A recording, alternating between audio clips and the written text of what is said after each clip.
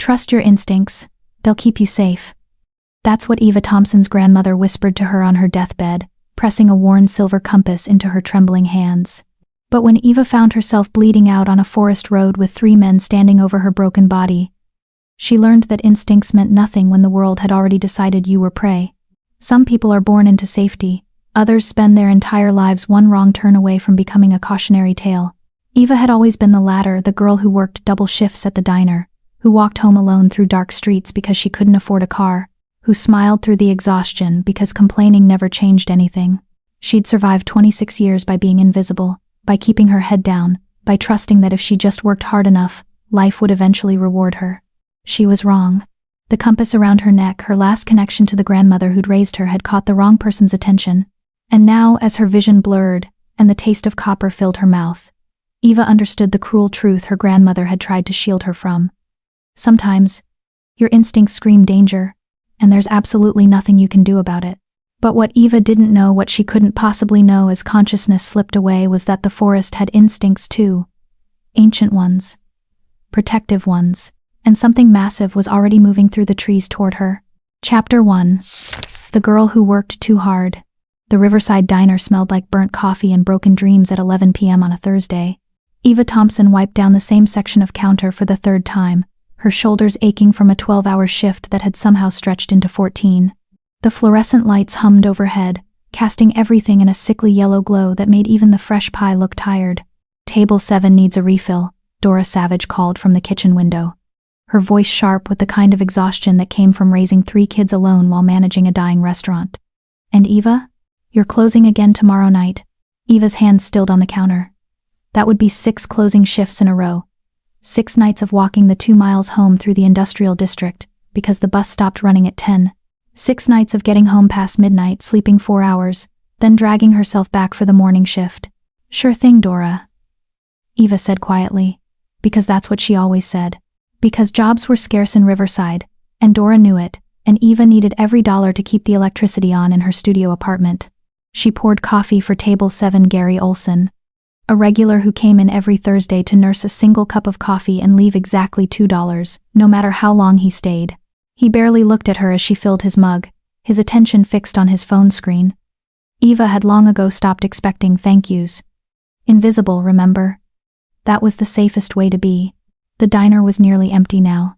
Just Gary, a young couple in the corner booth who were too absorbed in each other to notice anything else, and a group of 3 men who'd come in an hour ago and had been watching Eva ever since.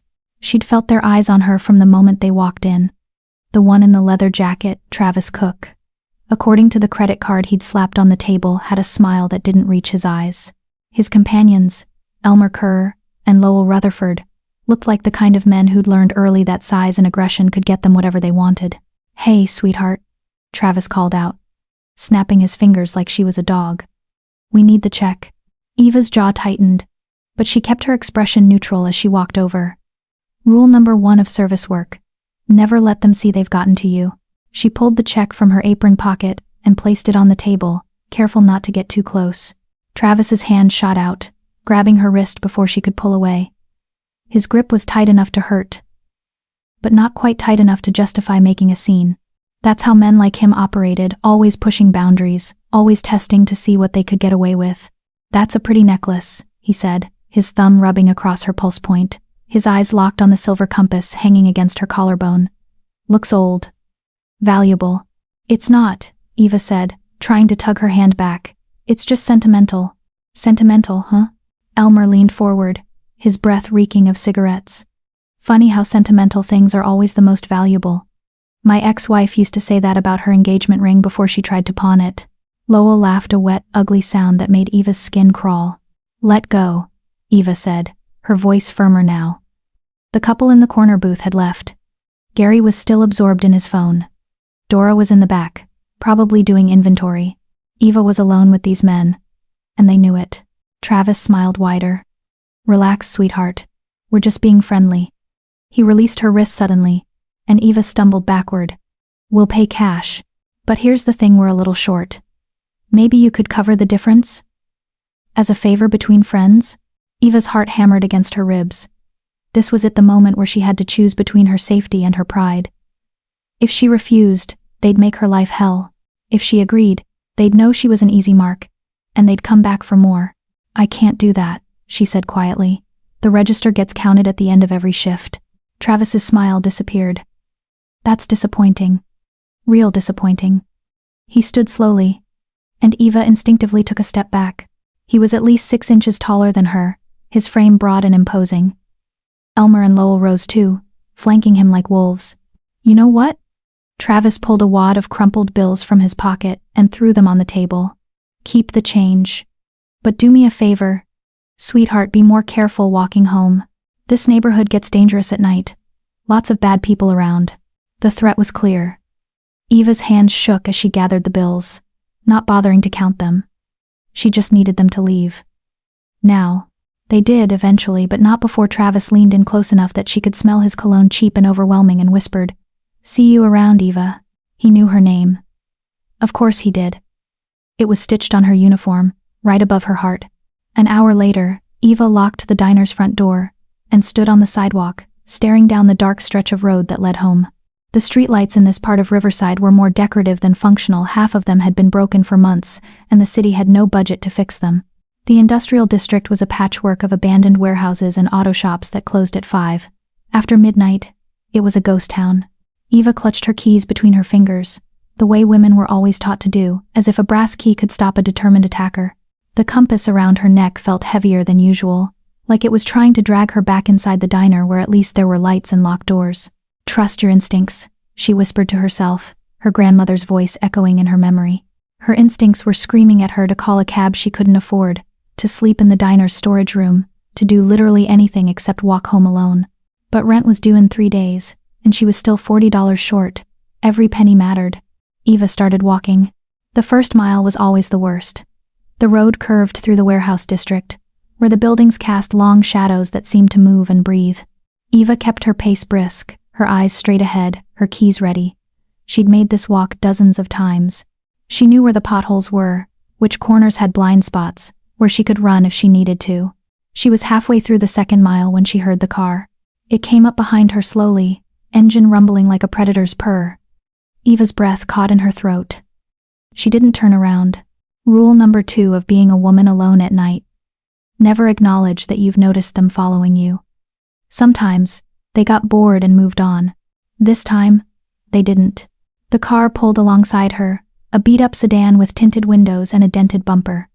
The passenger window rolled down, and Travis Cook's face appeared, that same cold smile stretching across his features. Eva. What a coincidence. We were just heading this way. Need a ride? No, thank you, Eva said, still walking, her voice steady despite the terror clawing at her throat. I'm almost home. Come on, don't be like that. Elmer called from the driver's seat. It's late. A pretty girl like you shouldn't be walking alone. The car kept pace with her. Eva's apartment was still half a mile away. Half a mile of empty road with nowhere to hide, nowhere to run. Her phone was in her bag. But who would she call?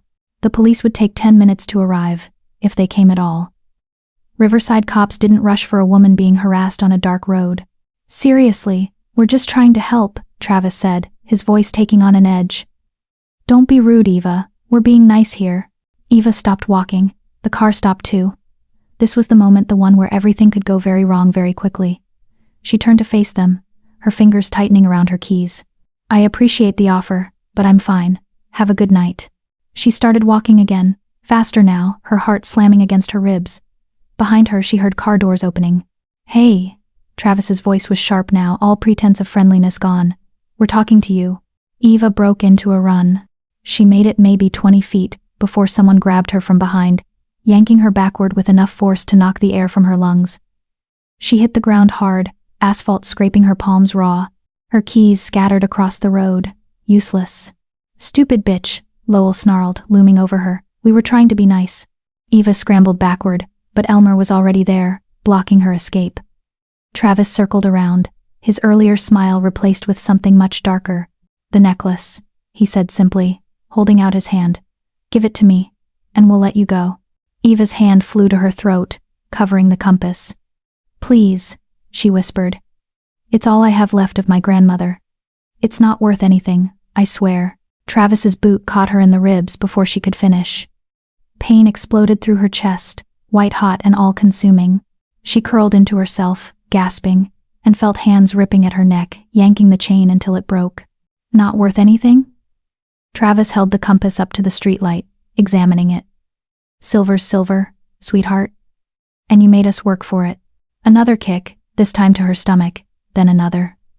Eva tried to protect her head, tried to curl tighter, but there were too many of them, and they were too strong, and she was so very, very small.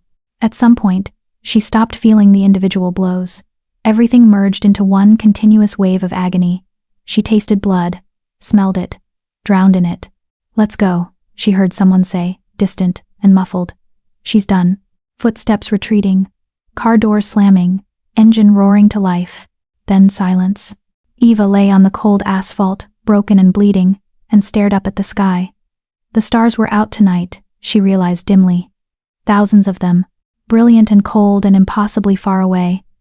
She'd never noticed how many stars there were in Riverside. You couldn't see them from her apartment window, too much light pollution from the factories. Funny, she thought as her vision started to blur. "I'm dying, and all I can think about is stars."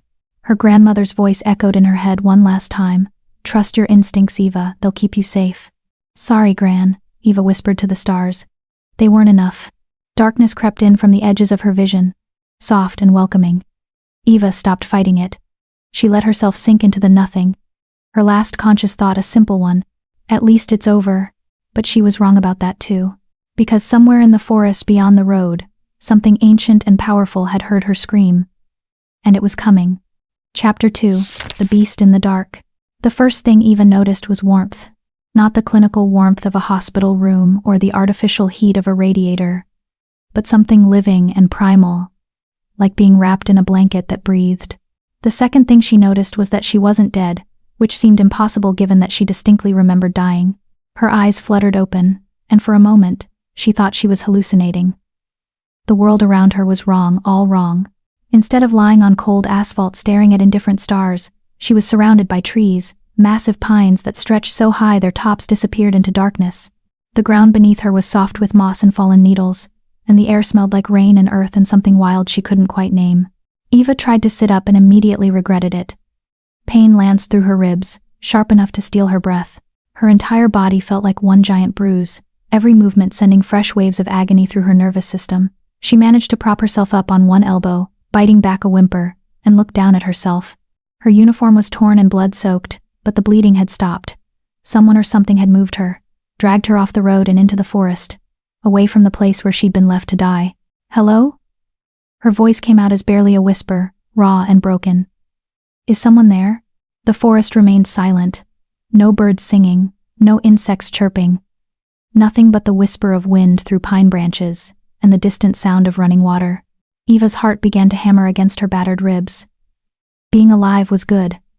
Being alive and alone in a forest with no memory of how she got there was significantly less good. She tried to stand and made it approximately 3 inches before her legs gave out. Fresh pain exploded through her ankle, twisted or broken. She couldn't tell which. Eva collapsed back onto the moss with a strangled cry, tears streaming down her face. This was bad. This was really, really bad. Help. She tried again, louder this time despite how much it hurt to breathe deeply enough to shout. "Please. Someone help me." And then she heard it. A sound that turned her blood to ice and sent every primitive instinct in her body screaming in terror. Low and rumbling, coming from somewhere in the darkness beyond the trees. Not a growl. Exactly. But something deeper. Something that vibrated in her chest and made her bones ache with primal fear. Eva's breath caught in her throat. She knew that sound. Every human being knew that sound, even if they'd never heard it before, because it was written into their DNA, the universal language of predator and prey. A bear. The undergrowth rustled, and Eva's paralyzed mind finally kicked into gear. She couldn't run. She couldn't fight. All she could do was make herself as small as possible and pray that whatever was out there had already eaten recently.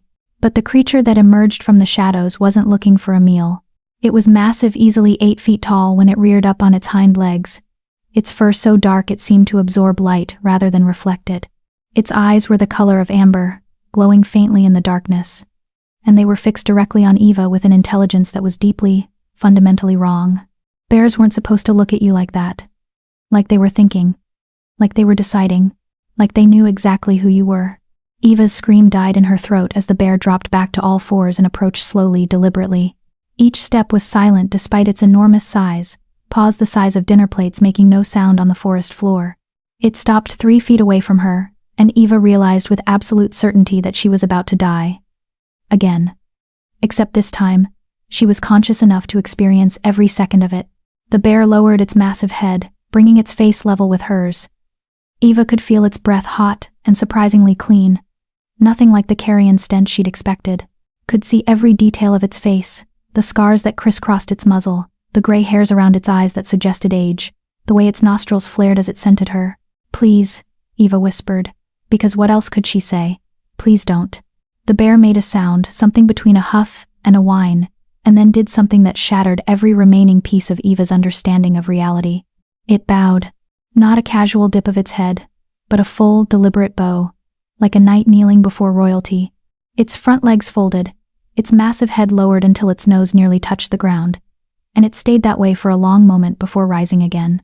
Then it turned and walked a few paces away, sitting down with its back to her, massive body positioned between Eva and the deeper darkness of the forest. Eva stared at the creature's back, her mind struggling to process what had just happened. Bears didn't bow.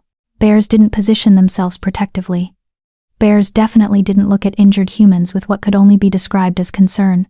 Unless, the thought was insane, impossible, the kind of thing that only happened in books and movies and late-night stories told around campfires. But Eva had already died once tonight. Impossible had lost a lot of its meaning. "Are you?" She swallowed hard, wincing at the pain. "Are you the one who brought me here?" The bear's ears swiveled back toward her, the only acknowledgement that it had heard. But it didn't turn around, didn't move from its protective stance. Eva's mind raced through everything that had happened. The attack, the darkness, waking up here, impossibly far from the road, with her wounds no longer bleeding. And now this creature, acting like nothing she'd ever seen or heard of in nature. "Thank you," she whispered finally, because whatever else was happening, whatever impossible thing had saved her life, gratitude seemed appropriate. "I don't understand any of this, but thank you." The bear's shoulders rose and fell in what might have been a sigh, another impossibly human gesture. Eva felt fresh tears tracking down her face, but these weren't from pain or fear. They were from the overwhelming, devastating relief of being alive and, somehow, protected. She must have passed out again, because when she opened her eyes next, the forest was lighter, not quite dawn, but close. The pre-morning gray that turned everything soft and hazy. And the bear was gone. In its place, maybe 20 feet away near a small stream Eva hadn't noticed before, stood a man. He was crouched by the water, bare-chested despite the early morning chill, washing his hands. Even from this distance, Eva could see he was powerfully built, broad shoulders tapering to a lean waist, arms corded with muscle that spoke of real physical labor rather than gym vanity. His hair was dark and shaggy, falling past his shoulders, and when he turned his head slightly, Eva caught a glimpse of his profile. Strong jaw, straight nose, and those same amber-colored eyes she'd seen glowing in the darkness. No, that was impossible. The bear was gone. This man had probably heard her crying out and come to help. That was the only logical explanation. Except Eva could see now that the man's jeans were torn and dirty, like he'd been crawling through the forest on all fours. And scattered around him on the ground were tufts of dark fur the same color as the bear's coat. The man stood slowly, and Eva saw the scars that covered his torso. Dozens of them, crisscrossing his chest and abdomen in a pattern that suggested a lifetime of violence. He turned toward her fully, and their eyes met. Those amber eyes, intelligent and ancient and deeply, fundamentally inhuman. "You're awake," he said, his voice rough like he didn't use it often. Not threatening, but not particularly warm either. Cautious. Assessing. "Good.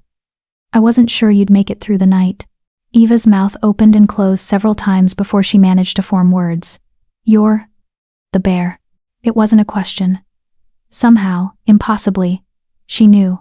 The bear, whatever he was, studied her for a long moment. Then he nodded, just once. "My name is Jared Eastman. And yes, I'm the one who carried you here after those men left you to die." "That's impossible," Eva said automatically, even as she stared at the evidence scattered around him. "People can't turn into bears. That doesn't happen." doesn't it? Jared moved closer, each step deliberate and controlled, like he was trying not to spook a wounded animal. You've been bleeding on sacred ground for hours, Eva Thompson. You've crossed a threshold most humans never even know exists. Trust me when I say that impossible is a much smaller category than you think. How do you know my name? Eva's voice was getting stronger, anger beginning to burn through the shock. Have you been following me? Watching me? Your name tag, Jared said simply, gesturing to her torn uniform. And no, I haven't been watching you specifically, but I heard your screams from 3 miles away. Heard them and... He paused, something flickering across his face, an emotion Eva couldn't quite read. I couldn't ignore them. Eva tried to push herself up again, gasping as pain radiated through her ribs. Jared moved instantly, closing the distance between them in 2 long strides, his hands reaching out to steady her.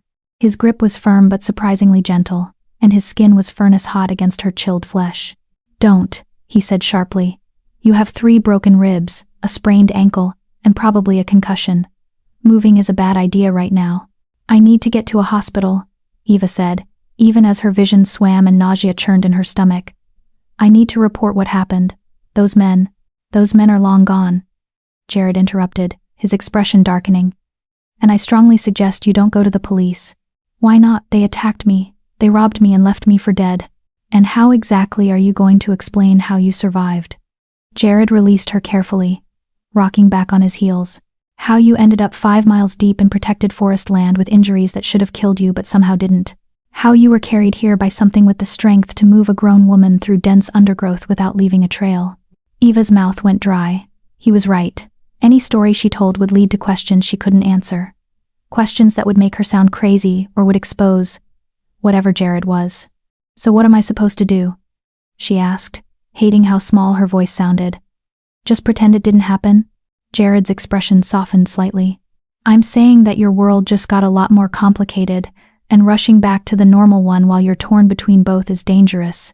For you and for... He hesitated. For others like me. There are more of you? Eva's heart began to race again. More people who can turn into bears?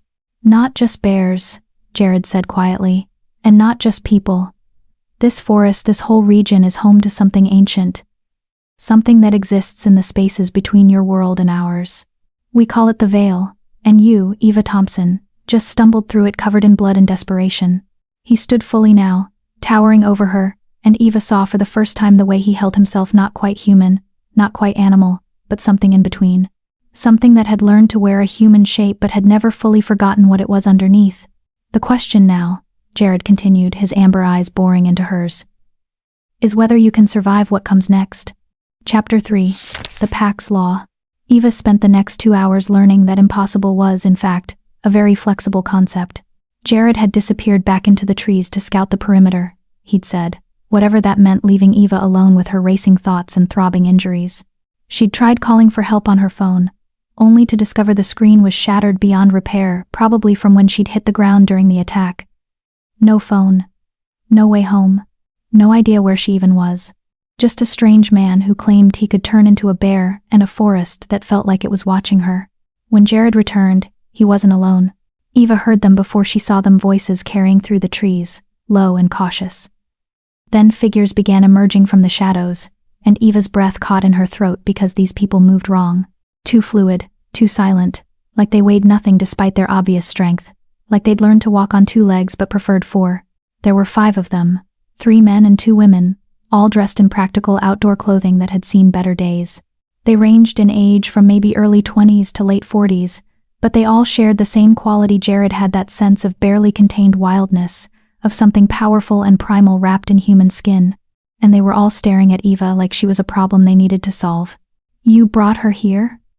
The speaker was a woman in her 30s with silver blonde hair pulled back in a severe braid. Her eyes were the color of storm clouds, and they were currently fixed on Jared with an expression that could freeze water. To the den? Are you out of your mind?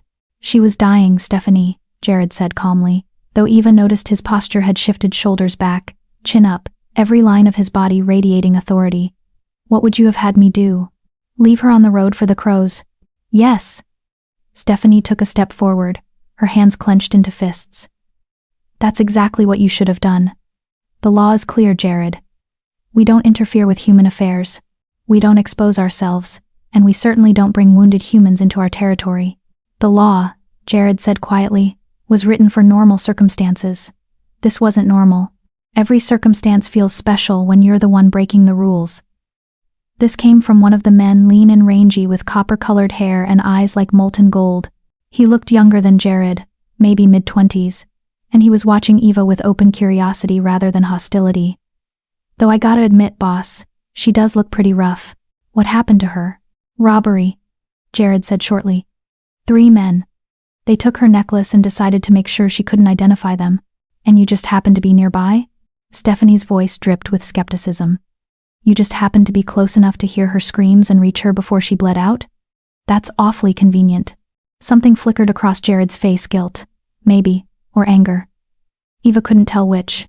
I was hunting on the eastern ridge. The wind carried her scent. Her scent?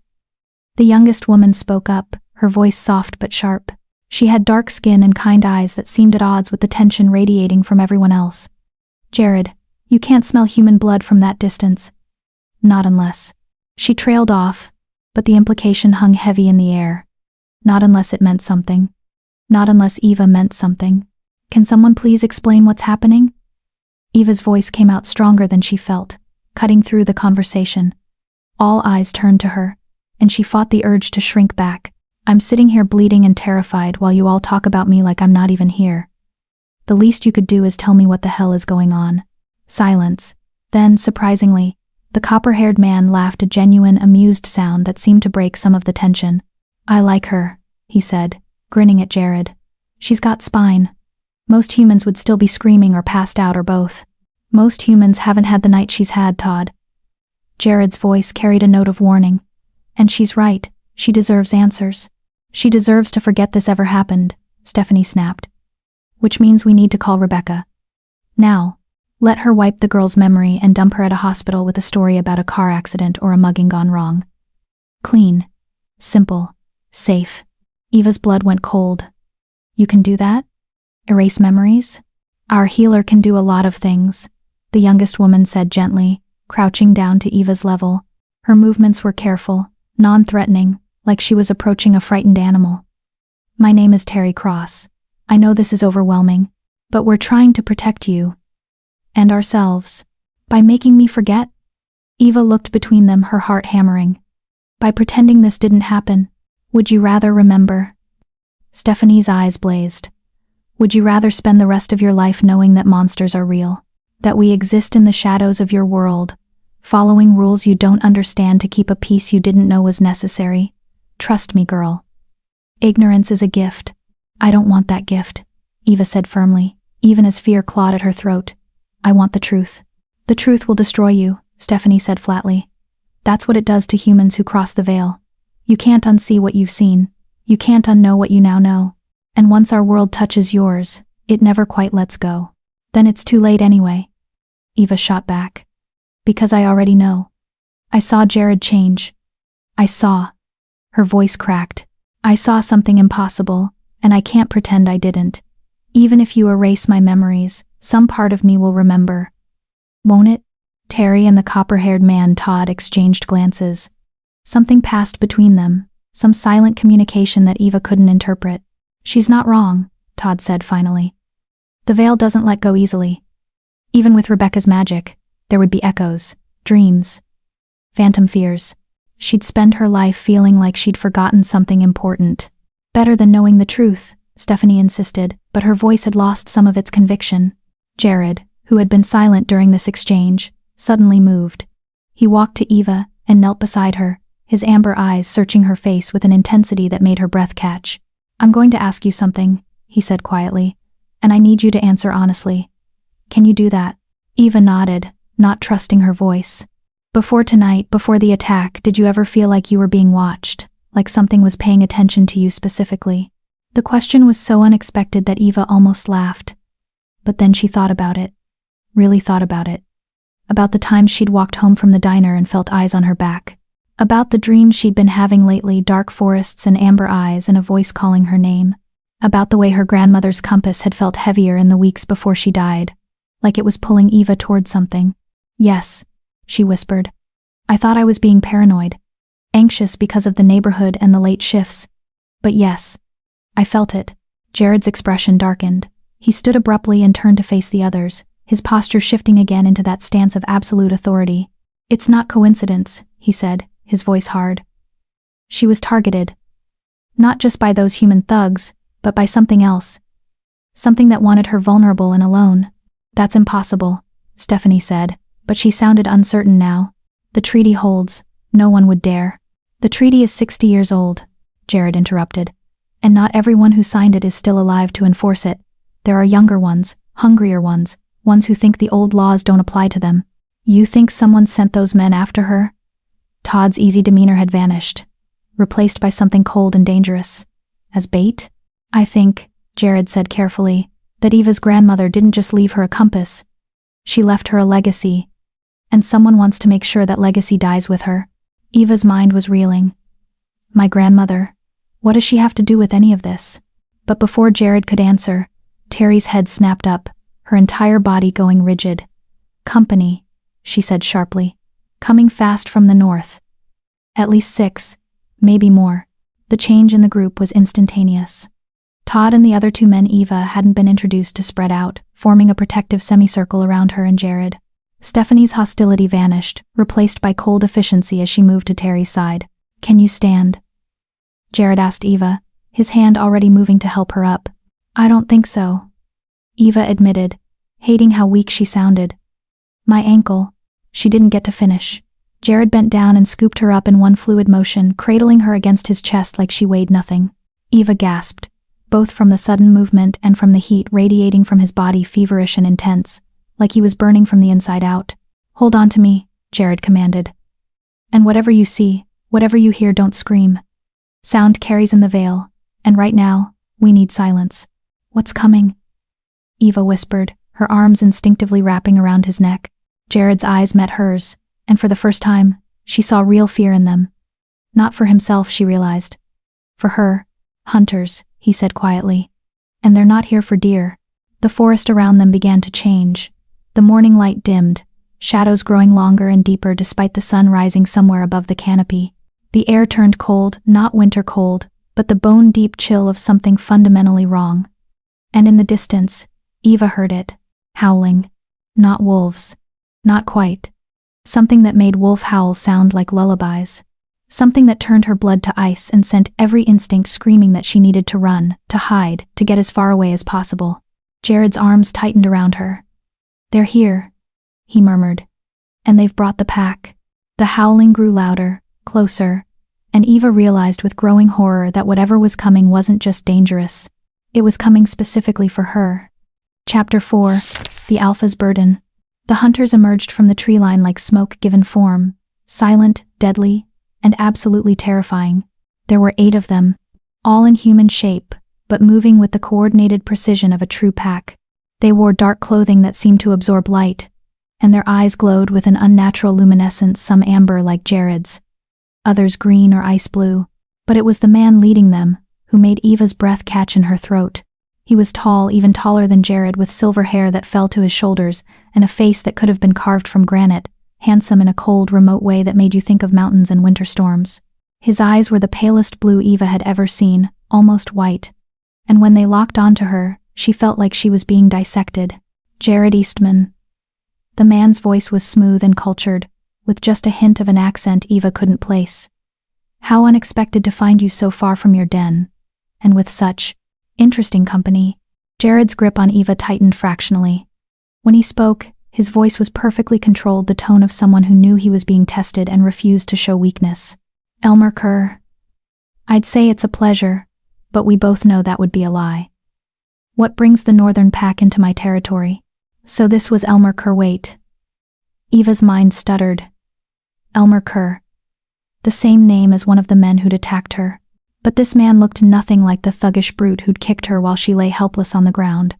This man was refined, powerful, radiating the kind of authority that came from generations of command.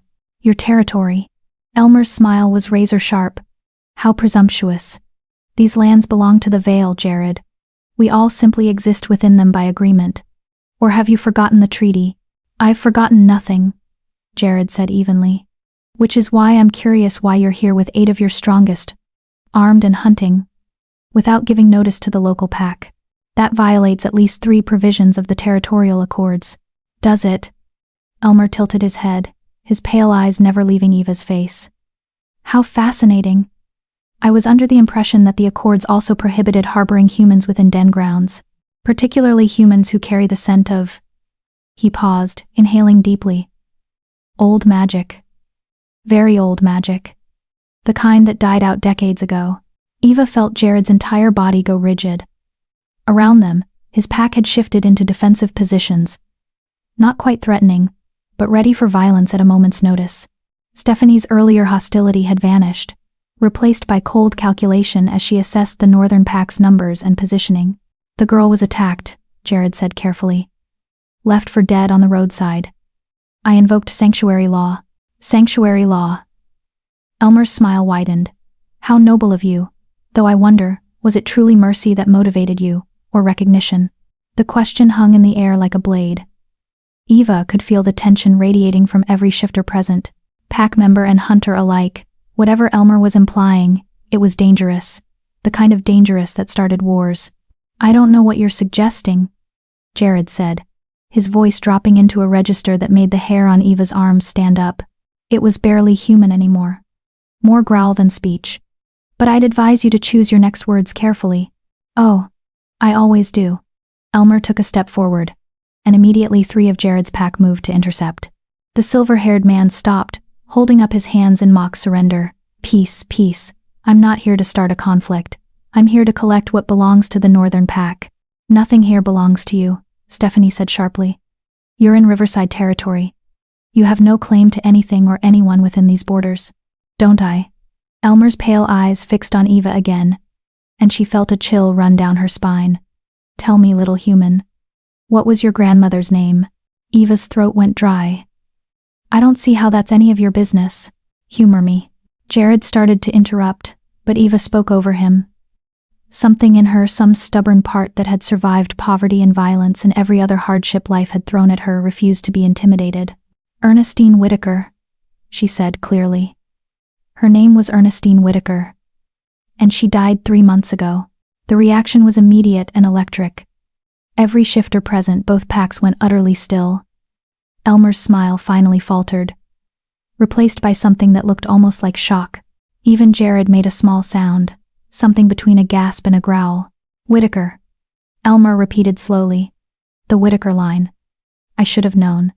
The compass that was hers, wasn't it? Before those pathetic humans stole it from you. How do you know about the compass? Eva demanded, fear turning to anger. How do you know anything about my grandmother? Because, Elmer said softly, Ernestine Whitaker was supposed to be dead. Truly dead. Not just physically, but her entire bloodline erased. That was the agreement she made 60 years ago when she betrayed her pack and fled into the human world. The words hit Eva like a physical blow. That's a lie. My grandmother would never, wouldn't she? Elmer's expression had gone cold. Your grandmother was born into the northern pack, little human.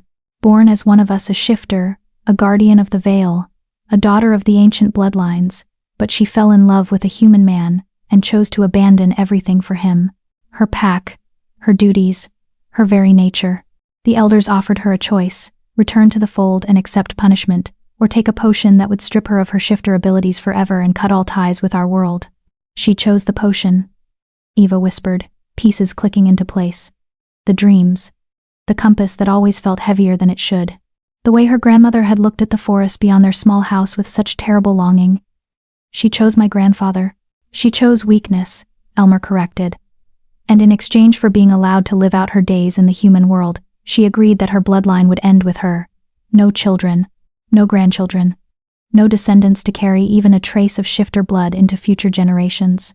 But I exist, Eva said, her voice shaking. Obviously she broke that promise. Obviously. Elmer's smile returned, sharp and dangerous. Which means her debt passes to you. The Northern Pack has a right to reclaim what was stolen from us.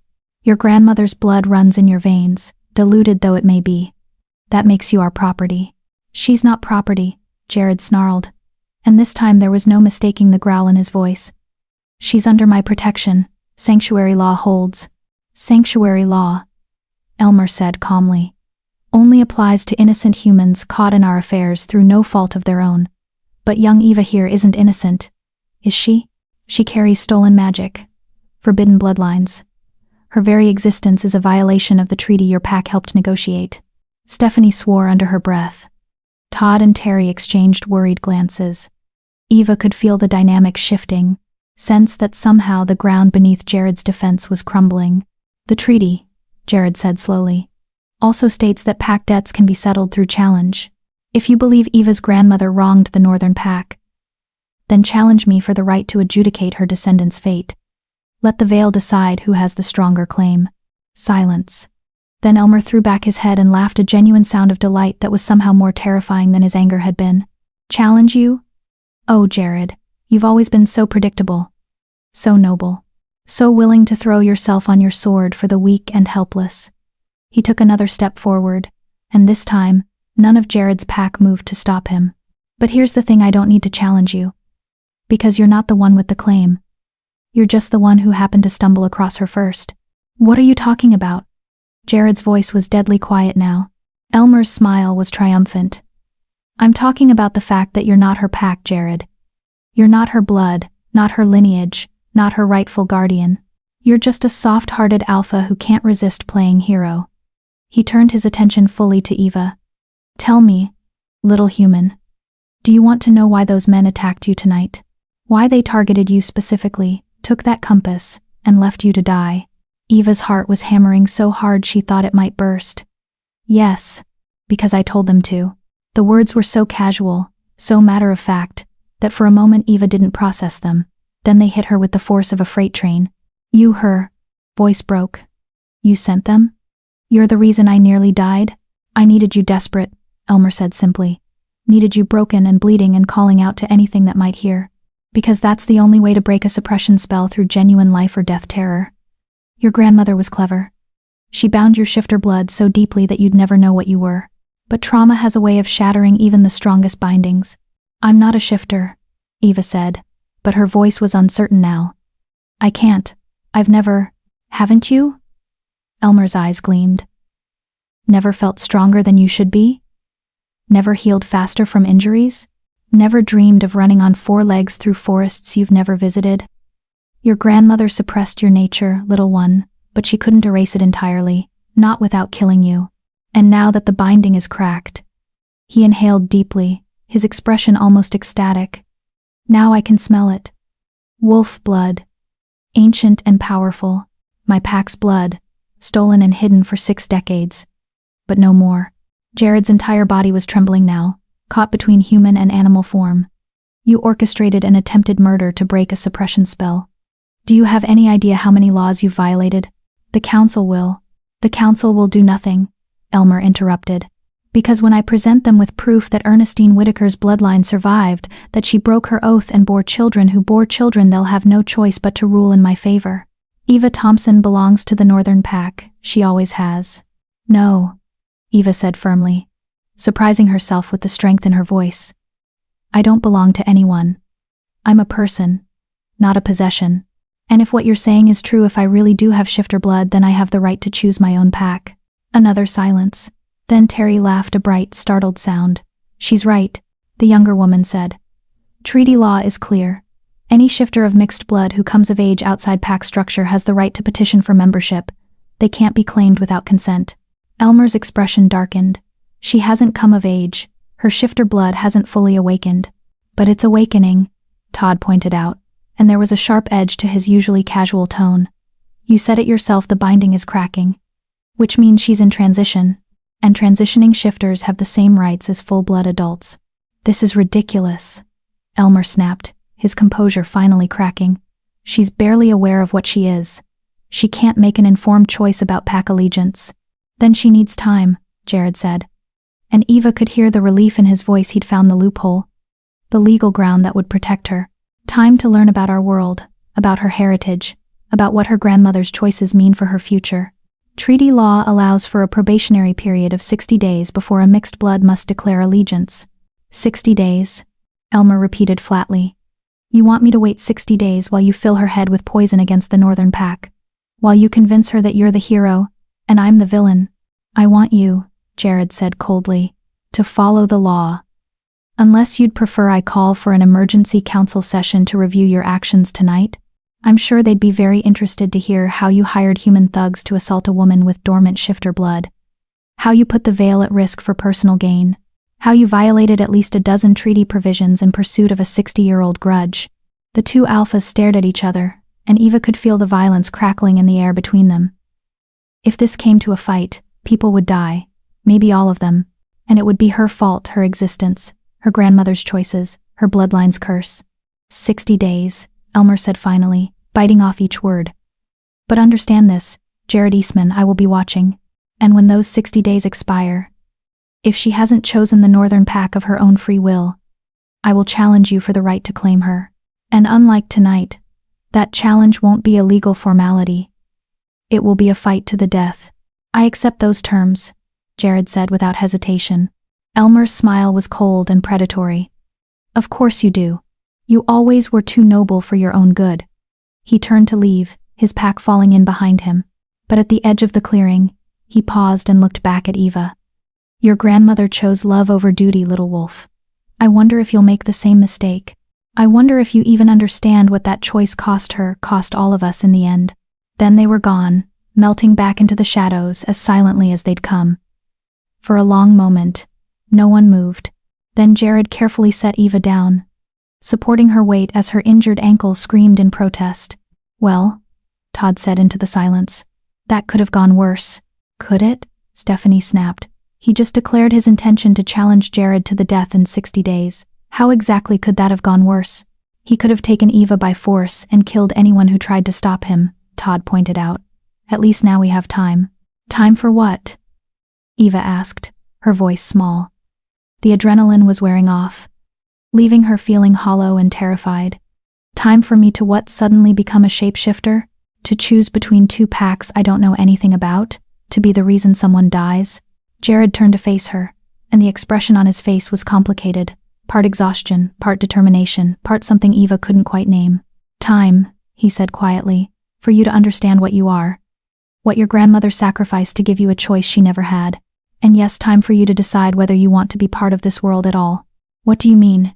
Eva frowned. "Elmer said I have to choose a pack." "Elmer wants you to believe that," Jared corrected. "But there's another option. One your grandmother almost took before she met your grandfather. You can reject both packs. Refuse the change entirely. Stay human." "But the binding is already breaking," Terry said hesitantly. Elmer said the binding was cracked, not shattered," Jared interrupted. "There are ways to reinforce it. To complete what Ernestine started. It would mean giving up any connection to the Veil, any possibility of shifting, any claim to pack or territory. But it would also mean Eva could return to her human life, safe, normal, free, and alone," Stephanie added softly. "Once a shifter, even a dormant one, has been exposed to the Veil, they can never fully leave it behind. The dreams won't stop, the instincts won't fade. You'll spend your life feeling like you're missing something, reaching for a connection you can never quite grasp." Eva looked between them, these strange, powerful beings who'd inserted themselves into her life with the force of a hurricane. 12 hours ago, her biggest worry had been making rent.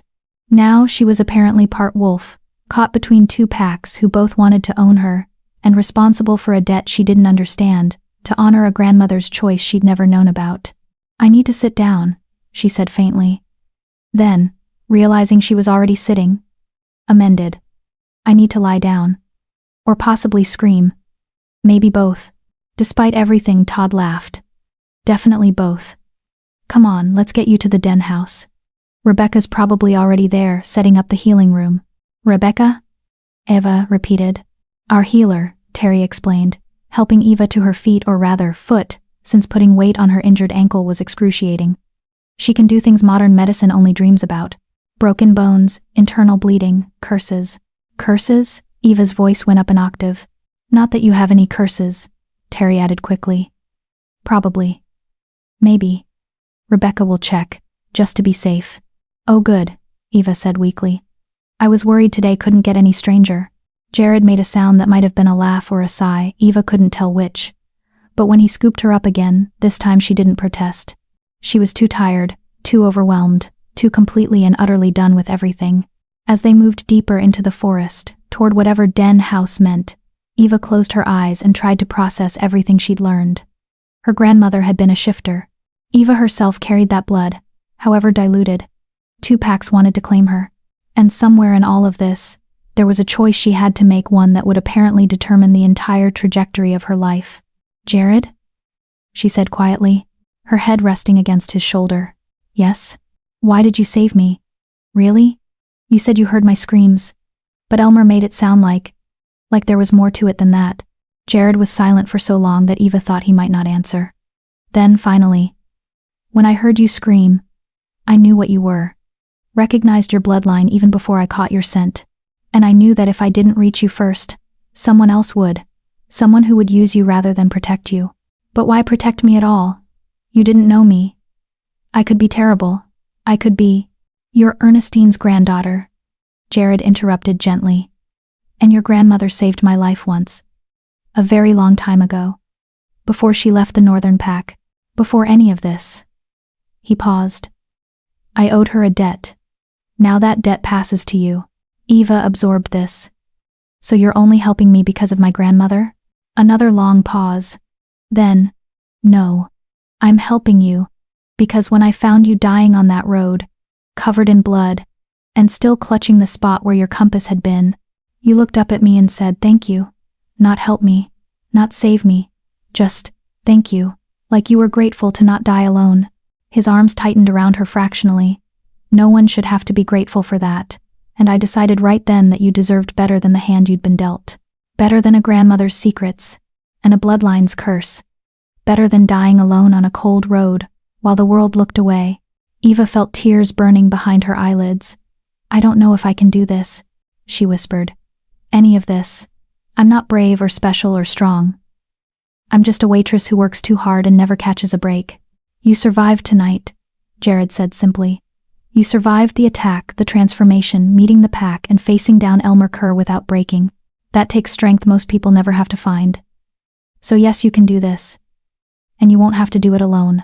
Ahead, through the trees, Eva caught her first glimpse of the den house, a sprawling structure that seemed to be built directly into the hillside, half wood and half stone, with windows that glowed with warm light. It looked impossibly welcoming after everything she'd been through. And standing in the doorway, backlit and waiting, was a woman with silver-streaked hair and knowing eyes. "Rebecca," Eva assumed. The healer who could supposedly work miracles.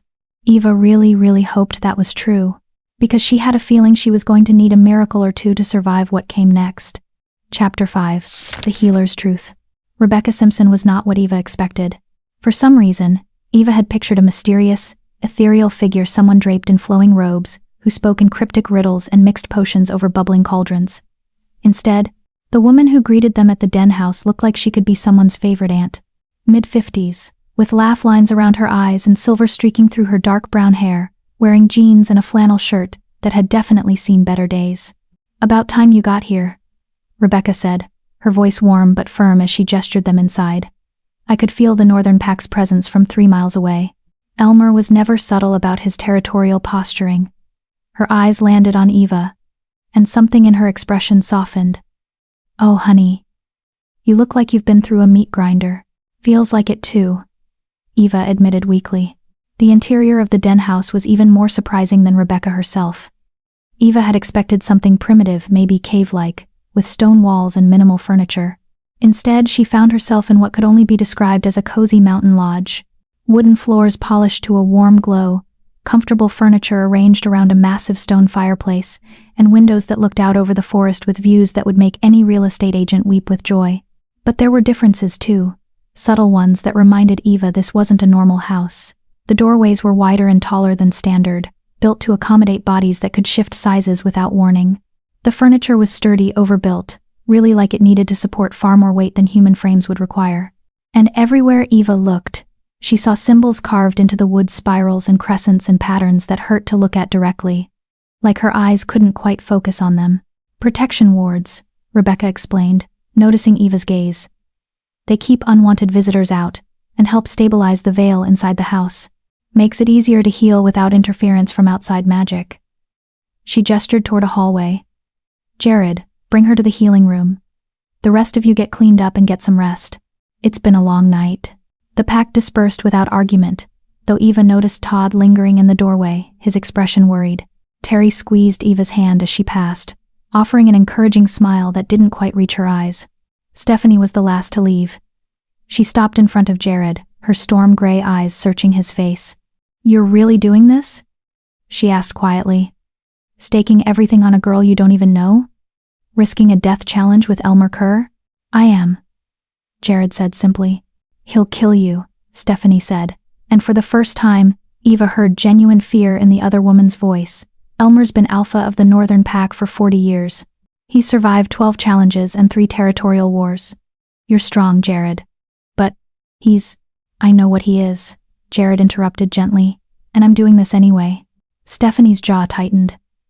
For a moment, Eva thought she might argue further.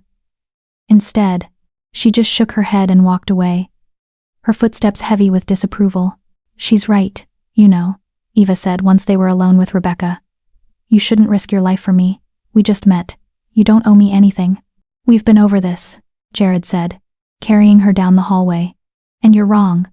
I do owe you. Or rather, I owed your grandmother, and that debt transfers to you.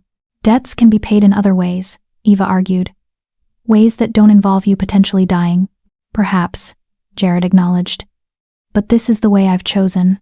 Before Eva could respond, they entered the healing room, and all other thoughts fled her mind. It was beautiful. That was the first word that came to Eva's mind, and it felt inadequate. The room was circular, with a domed ceiling painted to look like a night sky complete with constellations that seemed to actually twinkle. The walls were covered in growing things, moss and vines and flowers that shouldn't have been able to survive indoors but were thriving anyway. In the center of the room was a bed covered in soft furs, and the whole space smelled like rain and growing things, and something Eva couldn't quite identify, but that made her feel instantly safer. Sacred ground, Rebecca explained as Jared carefully set Eva on the bed, or as close as we can get to it inside 4 walls. The veil is thin here. Healing comes easier when you're closer to the source of all shifter magic.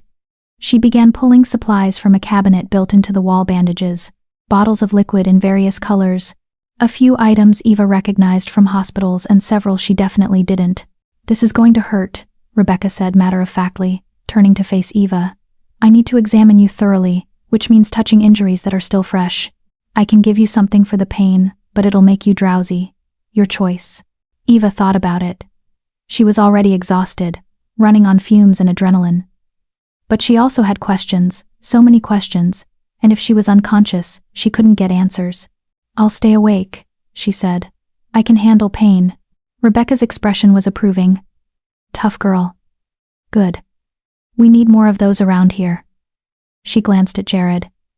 You can stay or go, but if you stay, you'll need to be useful. I'll stay, Jared said without hesitation. What followed was the most thorough and uncomfortable examination of Eva's life. Rebecca's hands were gentle but thorough, probing broken ribs and checking the swelling around Eva's ankle with practiced efficiency. She asked questions: where did it hurt most? Could Eva breathe deeply? Was there any numbness or tingling? And listened to the answers with absolute focus. But it was when Rebecca placed her hands flat against Eva's chest, right over her heart, that things got weird. Eva felt it immediately, a warmth that spread from Rebecca's palms into her body, flowing through her veins like liquid sunlight. It didn't hurt, exactly, but it was deeply strange. Like someone was reading her from the inside out, cataloging every injury and imperfection. Interesting, Rebecca murmured, her eyes closed in concentration. Very interesting. What is? Jared asked, tension clear in his voice. Is something wrong? Define wrong, Rebecca said absently. Her ribs are broken, 3 of them. Clean fractures that are already starting to knit back together. That's not normal human healing speed, by the way. She's been injured for what, 8 hours? Most humans wouldn't even have started the inflammatory response yet. The shifter blood, Jared said. The shifter blood, Rebecca agreed. But it's more than that. The suppression spell Ernestine placed on her granddaughter, it's not just cracked, Jared. It's actively unraveling. And it's been unraveling for months. Maybe longer. Those men attacking her tonight just accelerated a process that was already well underway. Eva's stomach dropped. What does that mean? Rebecca opened her eyes, and Eva was startled to see they'd changed color, gone from normal brown to a luminous green that seemed to glow with inner light. It means, honey, that you've been shifting without knowing it. Small things, unconscious things. Ever find yourself suddenly stronger than you should be, able to lift something that by rights you shouldn't have been able to move? Eva thought about it. Thought about last week when she'd had to move the industrial freezer at the diner by herself because no one else was available. It was supposed to be a 2-person job. The thing weighed at least 300 pounds, but Eva had managed it alone. She'd been sore afterward, sure, but she'd done it. Maybe, she admitted quietly. How about your senses? Rebecca continued, her glowing eyes never leaving Eva's face. Ever notice you could hear conversations from farther away than you should? Smell things others couldn't? See clearly in darkness that should have been impenetrable? Eva's throat went dry. Yes. All of those things. She'd just assumed everyone experienced the world that way. That her hearing wasn't actually better, she was just paying more attention. That her night vision was good because she'd adapted to walking home in the dark so often. Oh God, she whispered. I've been shifting. This whole time I've been, but I never felt different. Never felt like I was changing. Because the shifts were so small, your conscious mind didn't register them, Rebecca explained. Your body was trying to break free of the suppression spell. But the spell was strong enough to keep you mostly human. Until tonight. Until you experienced genuine mortal terror and called out to the veil for help. I didn't call out to anything, Eva protested. You did, Jared said quietly. I heard you. When you were lying on that road, bleeding out, you whispered, please don't let me die alone. You were calling to anything that might hear. To the universe, to fate, to whatever powers might be listening. And in the veil, honey, those powers listen, they answer. Rebecca's hands moved to Eva's forehead, her touch cool and assessing. The question now is what we do about it. The spell is going to break completely within the next few weeks, maybe sooner if you experience more trauma or intense emotion. When it does, you'll have your first full shift. And honey, I'm not going to lie to you, first shifts are brutal. Painful, disorienting, and dangerous if you're not prepared. How dangerous? Eva asked, though she wasn't sure she wanted to know. Dangerous enough that most shifter children are kept under close supervision during their transition, Rebecca said bluntly. The body doesn't know what it's doing. Bones break and reform. Muscles tear and regrow. Your entire skeletal structure has to rearrange itself into a completely different configuration. It's agonizing, and your instinct will be to fight it, which only makes it worse. Eva felt bile rising in her throat. You're saying I'm going to turn into a wolf? A actual wolf? Eventually, yes, Rebecca confirmed. Though your first few shifts will be imperfect. Most young shifters can't fully transform right away. They get stuck halfway, part human, part animal, and in constant pain until they figure out how to complete the change or shift back. This is insane, Eva said, her voice rising despite the pain in her ribs. I can't do this. I can't be a shapeshifter. I'm a waitress. I live in a studio apartment. I have bills to pay and a job that barely covers rent, and I'm barely holding my life together as it is, and now you're telling me I'm going to turn into a wolf? Yes, Rebecca said simply. That's exactly what I'm telling you. Though for what it's worth, plenty of shifters have jobs and apartments and bills. Being one of us doesn't mean you have to give up your human life entirely. You just have to learn to balance both sides. And if I don't want to? Eva heard the desperation in her own voice. If I want you to fix whatever is breaking? Reinforce the spell or make it stronger or something? Rebecca's expression turned sad. I could try. But honey, suppression spells aren't meant to last forever. They're temporary measures, meant to give someone time to adjust or escape. Your grandmother's spell has held for 26 years, which is frankly miraculous, but it's done its job. Trying to reinforce it now would be like trying to patch a dam that's already crumbling. You might buy yourself a few more weeks, maybe a month, but eventually, it will break anyway. And when it does, the backlash will be worse than if you just let it happen naturally. So I don't actually have a choice, Eva said bitterly. Despite what everyone keeps saying, I don't get to choose whether I become a shifter. I just get to choose which pack to join. That's not entirely true, Jared said, speaking up for the first time in several minutes. You do have a choice. You can learn to shift and control it, or you can fight it and let it control you. You can embrace what you are, or you can spend your life terrified of yourself. Those are real choices, Eva. They matter. Easy for you to say, Eva shot back. You were born this way. You've never known anything different. But I had a normal life. A boring, exhausting, barely making ends meet life. But it was mine, and now it's gone and I'm supposed to just accept that? Jared's expression was complicated, part sympathy, part frustration, part something Eva couldn't quite read. I'm not asking you to accept it. I'm asking you to survive it. There's a difference. Before Eva could respond, Rebecca cleared her throat pointedly.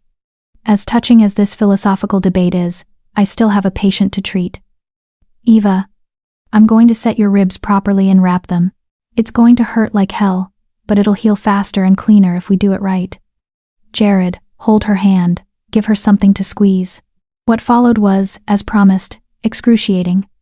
Rebecca worked quickly and efficiently, but even with her gentle touch, the process of manipulating broken bones back into alignment was pure agony. Eva squeezed Jared's hand so hard she was dimly amazed she didn't break his fingers. And bit down on a leather strap Rebecca provided to keep from screaming. By the time it was over, Eva was drenched in sweat and shaking, tears streaming down her face despite her best efforts to hold them back. Good girl, Rebecca said approvingly, wrapping Eva's ribs in bandages that felt somehow wrong, too warm, too tingly, like they were alive. These are spelled. They'll speed the healing process and help stabilize the breaks. You'll need to keep them on for at least 3 days. Longer if possible. She moved on to Eva's ankle, which was swollen to twice its normal size and mottled with bruises. More probing, more pain, and finally a verdict, badly sprained but not broken, thank God. Keep weight off it for at least a week. Rebecca instructed as she wrapped it in more of those strange, warm bandages. I'll give you a crutch, but honestly, the best thing would be to stay here at the den house until you're healed enough to walk properly. I can't, Eva said automatically. I have work, my shifts. Can be covered, Rebecca interrupted firmly. Honey, you've been through a traumatic assault. Any normal employer would give you time off to recover, and if yours won't, then you need a better job anyway. Eva wanted to argue, but the truth was she was exhausted. Bone deep, soul-crushing exhausted, and the thought of going back to her tiny apartment, of being alone with her thoughts and her fears and everything she'd learned tonight, was genuinely terrifying. Okay, she whispered. Okay, I'll stay. For a few days. Until I'm stronger. Rebecca's expression softened. Good. Now, I'm going to give you something to help you sleep. Don't argue, she added as Eva started to protest. You need real rest, not just passing out from exhaustion. And when you wake up, we'll start teaching you about what you are and what you can become. The something turned out to be a tea that tasted like honey and chamomile and something vaguely floral Eva couldn't identify. She drank it obediently, too tired to question whether it was safe to accept beverages from magical healers who talked about shapeshifting like it was perfectly normal. The drowsiness hit almost immediately, a warm, heavy feeling that started in her stomach and spread outward to her limbs. Her eyelids felt like they weighed 1,000 pounds. Sleep, Rebecca said gently, her voice seeming to come from very far away. When you wake, everything will still be complicated and terrifying, but you'll be stronger, and you won't be alone.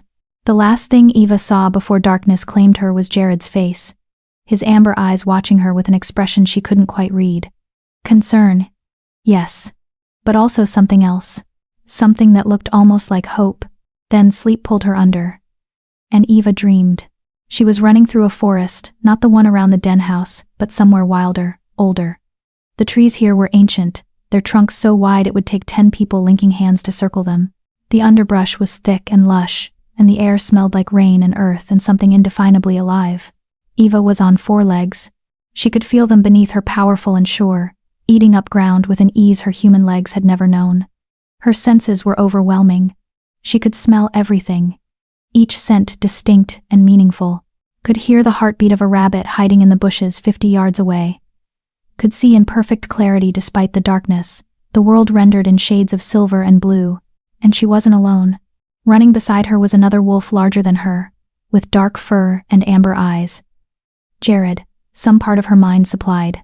She knew it was him without needing to be told, the same way she knew which direction was home even though she'd never been in this forest before.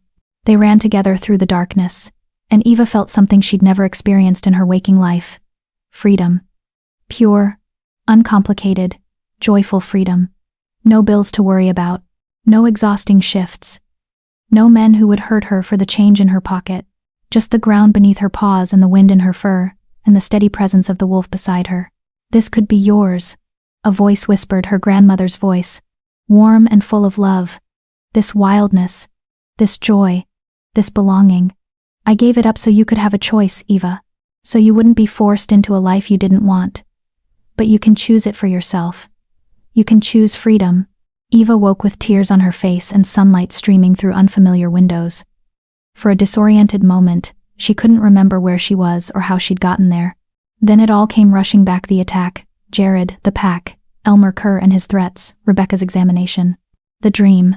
Eva touched her face, feeling the dampness of tears, and wondered if it had been just a dream, or if somehow, for just a moment, she'd felt what her grandmother had given up, what Eva herself might become.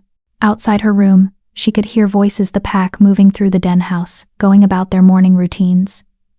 Normal sounds. Breakfast being made, doors opening and closing, someone laughing at something Eva couldn't hear. She was still in pain, her ribs ached with every breath, her ankle throbbed, but it was manageable now, distant. Like her body was already starting to heal faster than it should. Because she wasn't entirely human anymore. Maybe she never had been. A knock at the door made Eva jump. "Come in," she called, her voice rough from sleep. It was Terry, carrying a tray with food: eggs, bacon, toast, and a glass of orange juice. "Rebecca said you'd be awake soon," the younger woman said with a warm smile. "Figured you might be hungry. Healing takes energy, even magical healing." Eva's stomach growled in response, and she realized she was absolutely starving. She couldn't remember the last time she'd eaten. Before her shift at the diner yesterday? That felt like a lifetime ago. "Thank you," Eva said, accepting the tray. The food smelled amazing, and she had to resist the urge to wolf it down, no pun intended. Terry settled into a chair near the bed, watching Eva eat with obvious satisfaction.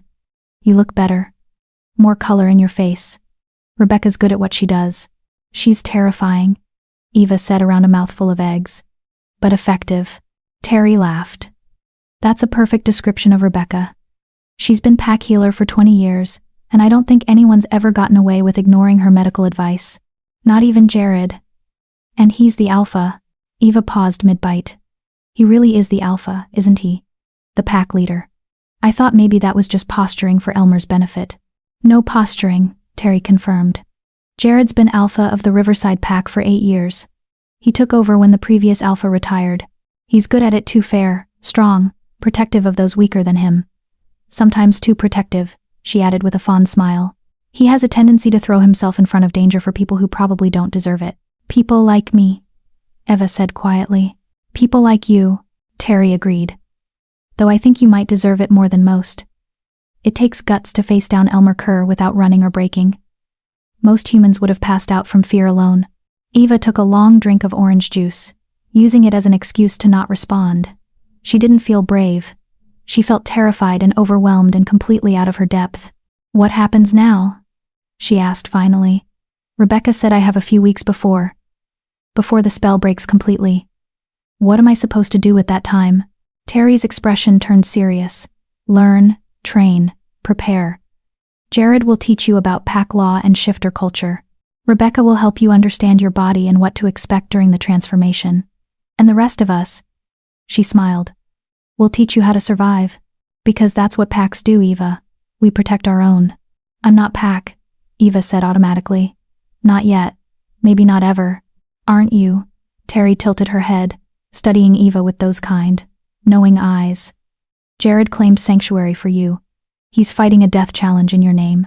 Rebecca's healing you with pack resources. You're sleeping in our den, eating our food, protected by our borders. You might not have sworn allegiance yet, but you're already pack in every way that matters." The words settled over Eva like a blanket, warm and comforting and also slightly suffocating, because with pack came obligations, responsibilities, debts that would need to be repaid. But also, Eva realized, family, belonging.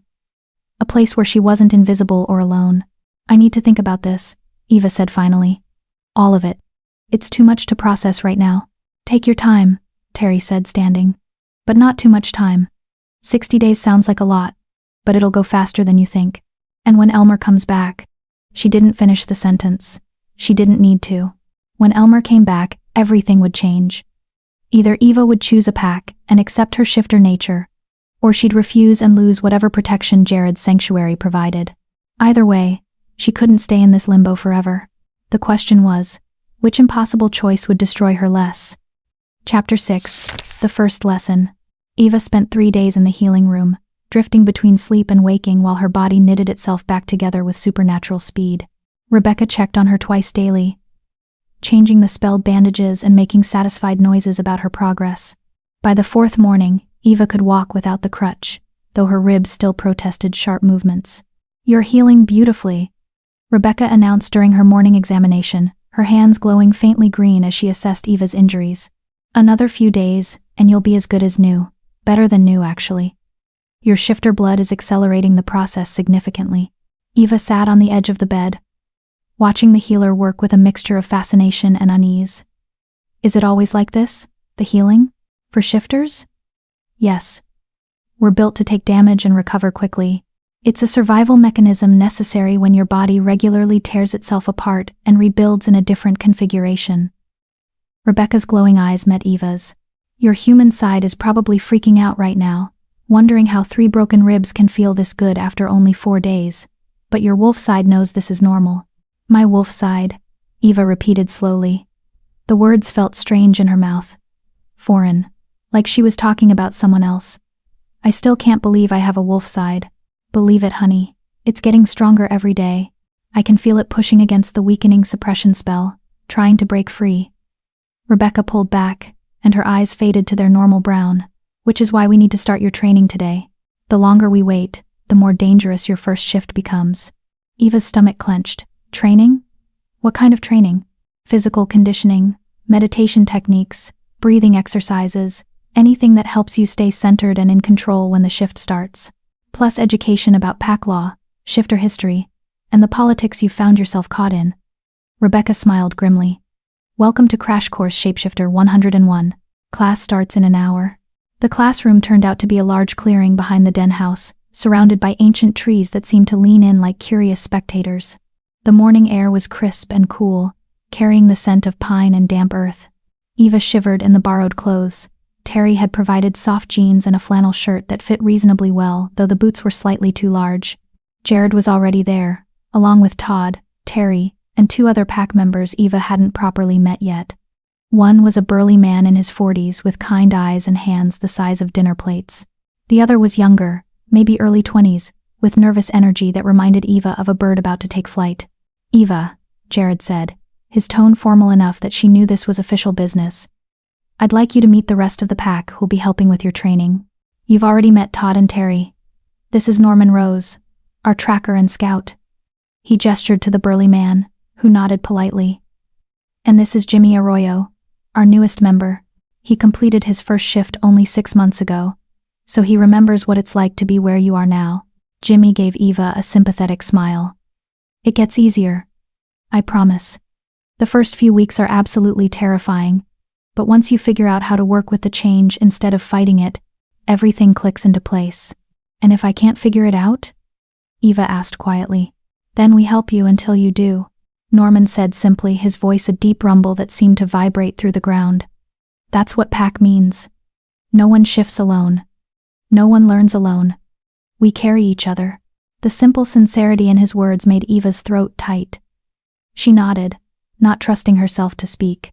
"Where's Stephanie?" Eva asked, noticing the conspicuous absence of the pack's second-in-command. Something flickered across Jared's face too quick for Eva to identify. "Stephanie is dealing with some complications. She'll join us when she can." Translation.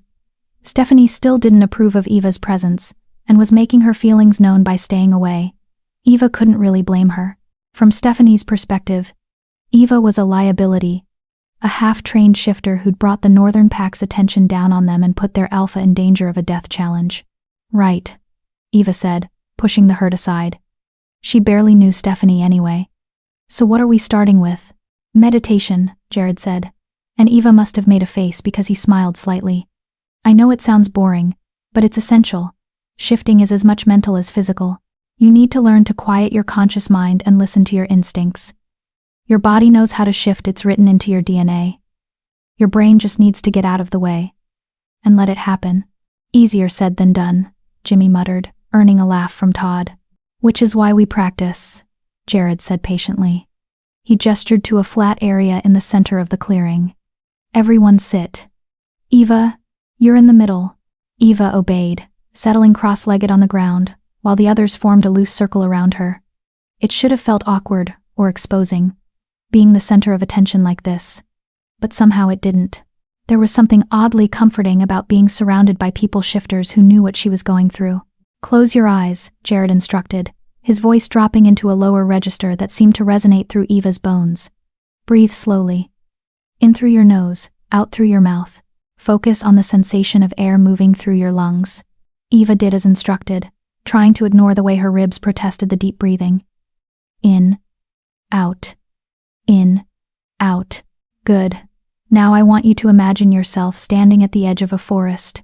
Your forest, not this one, but someplace that exists only in your mind. What does it look like? Eva frowned, concentrating.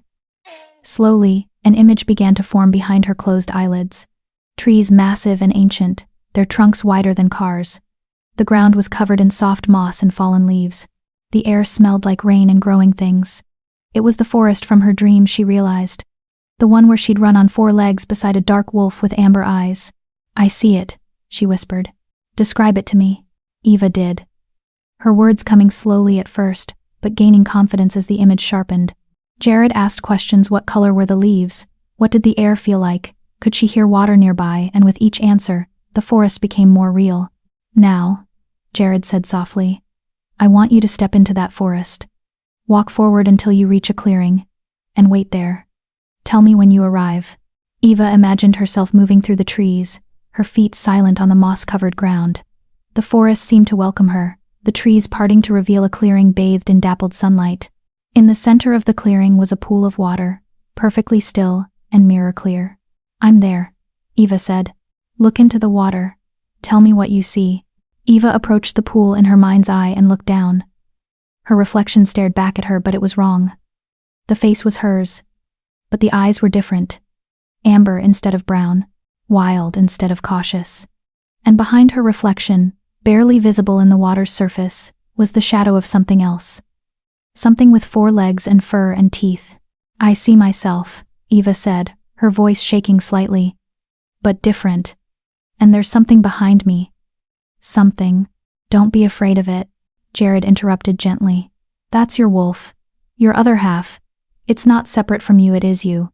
Just a different shape, a different way of being. It's so big, Eva whispered. In the reflection, the wolf shadow was massive, easily as large as the bear Jared had been when he'd rescued her. How can something that big fit inside me? Magic, Todd said, and there was amusement in his voice. Shifter bodies don't follow normal physics. When we change, mass is redistributed and supplemented by energy drawn from the veil. It's why shifting drains you at first. Your body hasn't learned to efficiently tap into that power source yet. Turn around, Jared instructed. In your mind, turn and face the wolf. Eva hesitated. Some primal part of her brain was screaming that turning your back to a predator was a terrible idea. But she forced herself to obey, imagining her dream self turning away from the pool to face whatever was behind her. The wolf was there, exactly as she'd sensed it. Enormous and powerful, with fur the color of midnight and eyes that matched her own amber gaze. It sat on its haunches, watching her with an intelligence that was deeply unsettling and strangely comforting at the same time. What's it doing? Jared asked. Watching me. Just sitting there, waiting. Waiting for what? Eva thought about it, studying the wolf in her mind's eye. It made no move to threaten or approach. Just waited, patient and still, like it had all the time in the world. Waiting for me to stop being afraid. Eva realized. Waiting for me to accept it. Yes, Jared said, and there was approval in his voice. The first step to controlling the shift is accepting that your wolf isn't an enemy or a curse. It's part of who you are. Always has been, even before the suppression spell started breaking. You've just never been able to see it before. Eva stared at the wolf, her heart hammering. In her mind's forest, she took a tentative step forward. The wolf's ears perked up, but it didn't move otherwise. Another step. Then another. Until she was close enough to reach out and touch the thick fur of its shoulder. The moment her imaginary hand made contact, Eva gasped. A shock of sensation ran through her, not painful, but overwhelming. She could feel everything the wolf felt. The strength coiled in its muscles, the sharpness of its senses, the wild joy of being utterly and completely free. It was exhilarating and terrifying in equal measure. "Eva?" Jared's voice seemed to come from very far away. "Eva, you need to pull back now. Don't merge with it yet, you're not ready." But Eva didn't want to pull back. For the first time in her entire exhausting, difficult life, she felt powerful, capable, like she could do anything, be anything, and the world would have to move aside because she was a force of nature and nothing could stop her. "Eva." Jared's voice was sharp now, cutting through the intoxicating sensation. "Pull back. Now." The command in his voice, the pure alpha authority, snapped Eva out of her trance. She stumbled backward in her mind's forest, breaking contact with the wolf.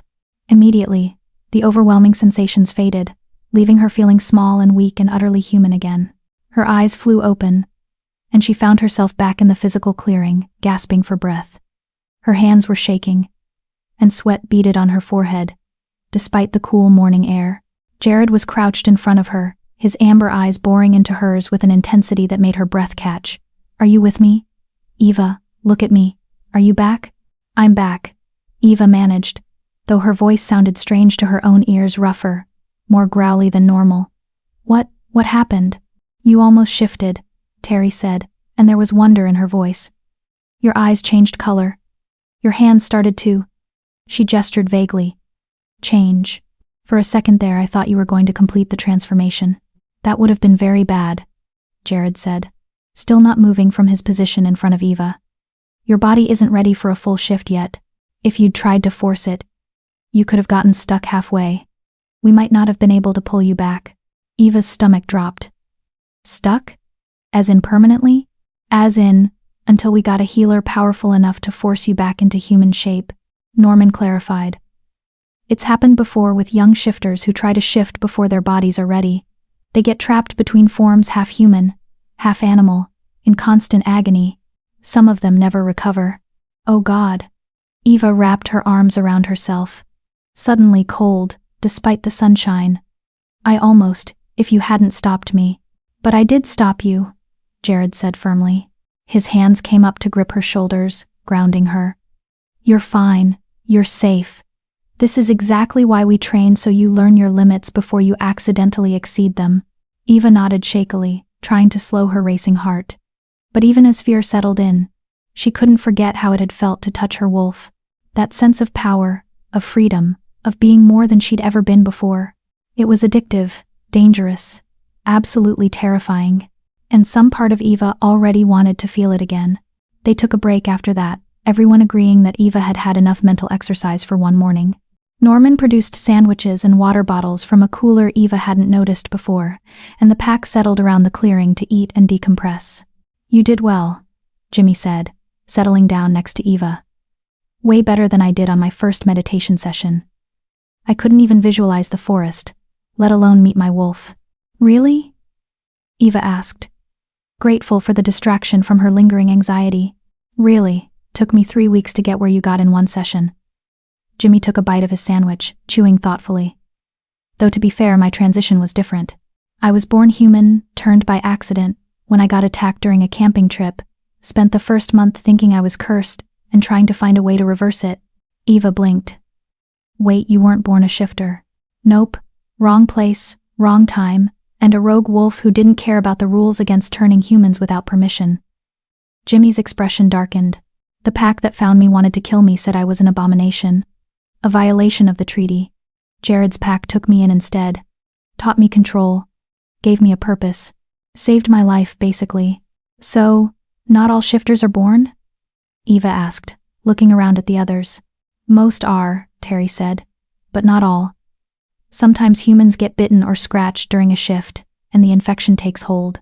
Sometimes they're deliberately turned, though that's illegal without council approval. And sometimes..." She glanced at Jared.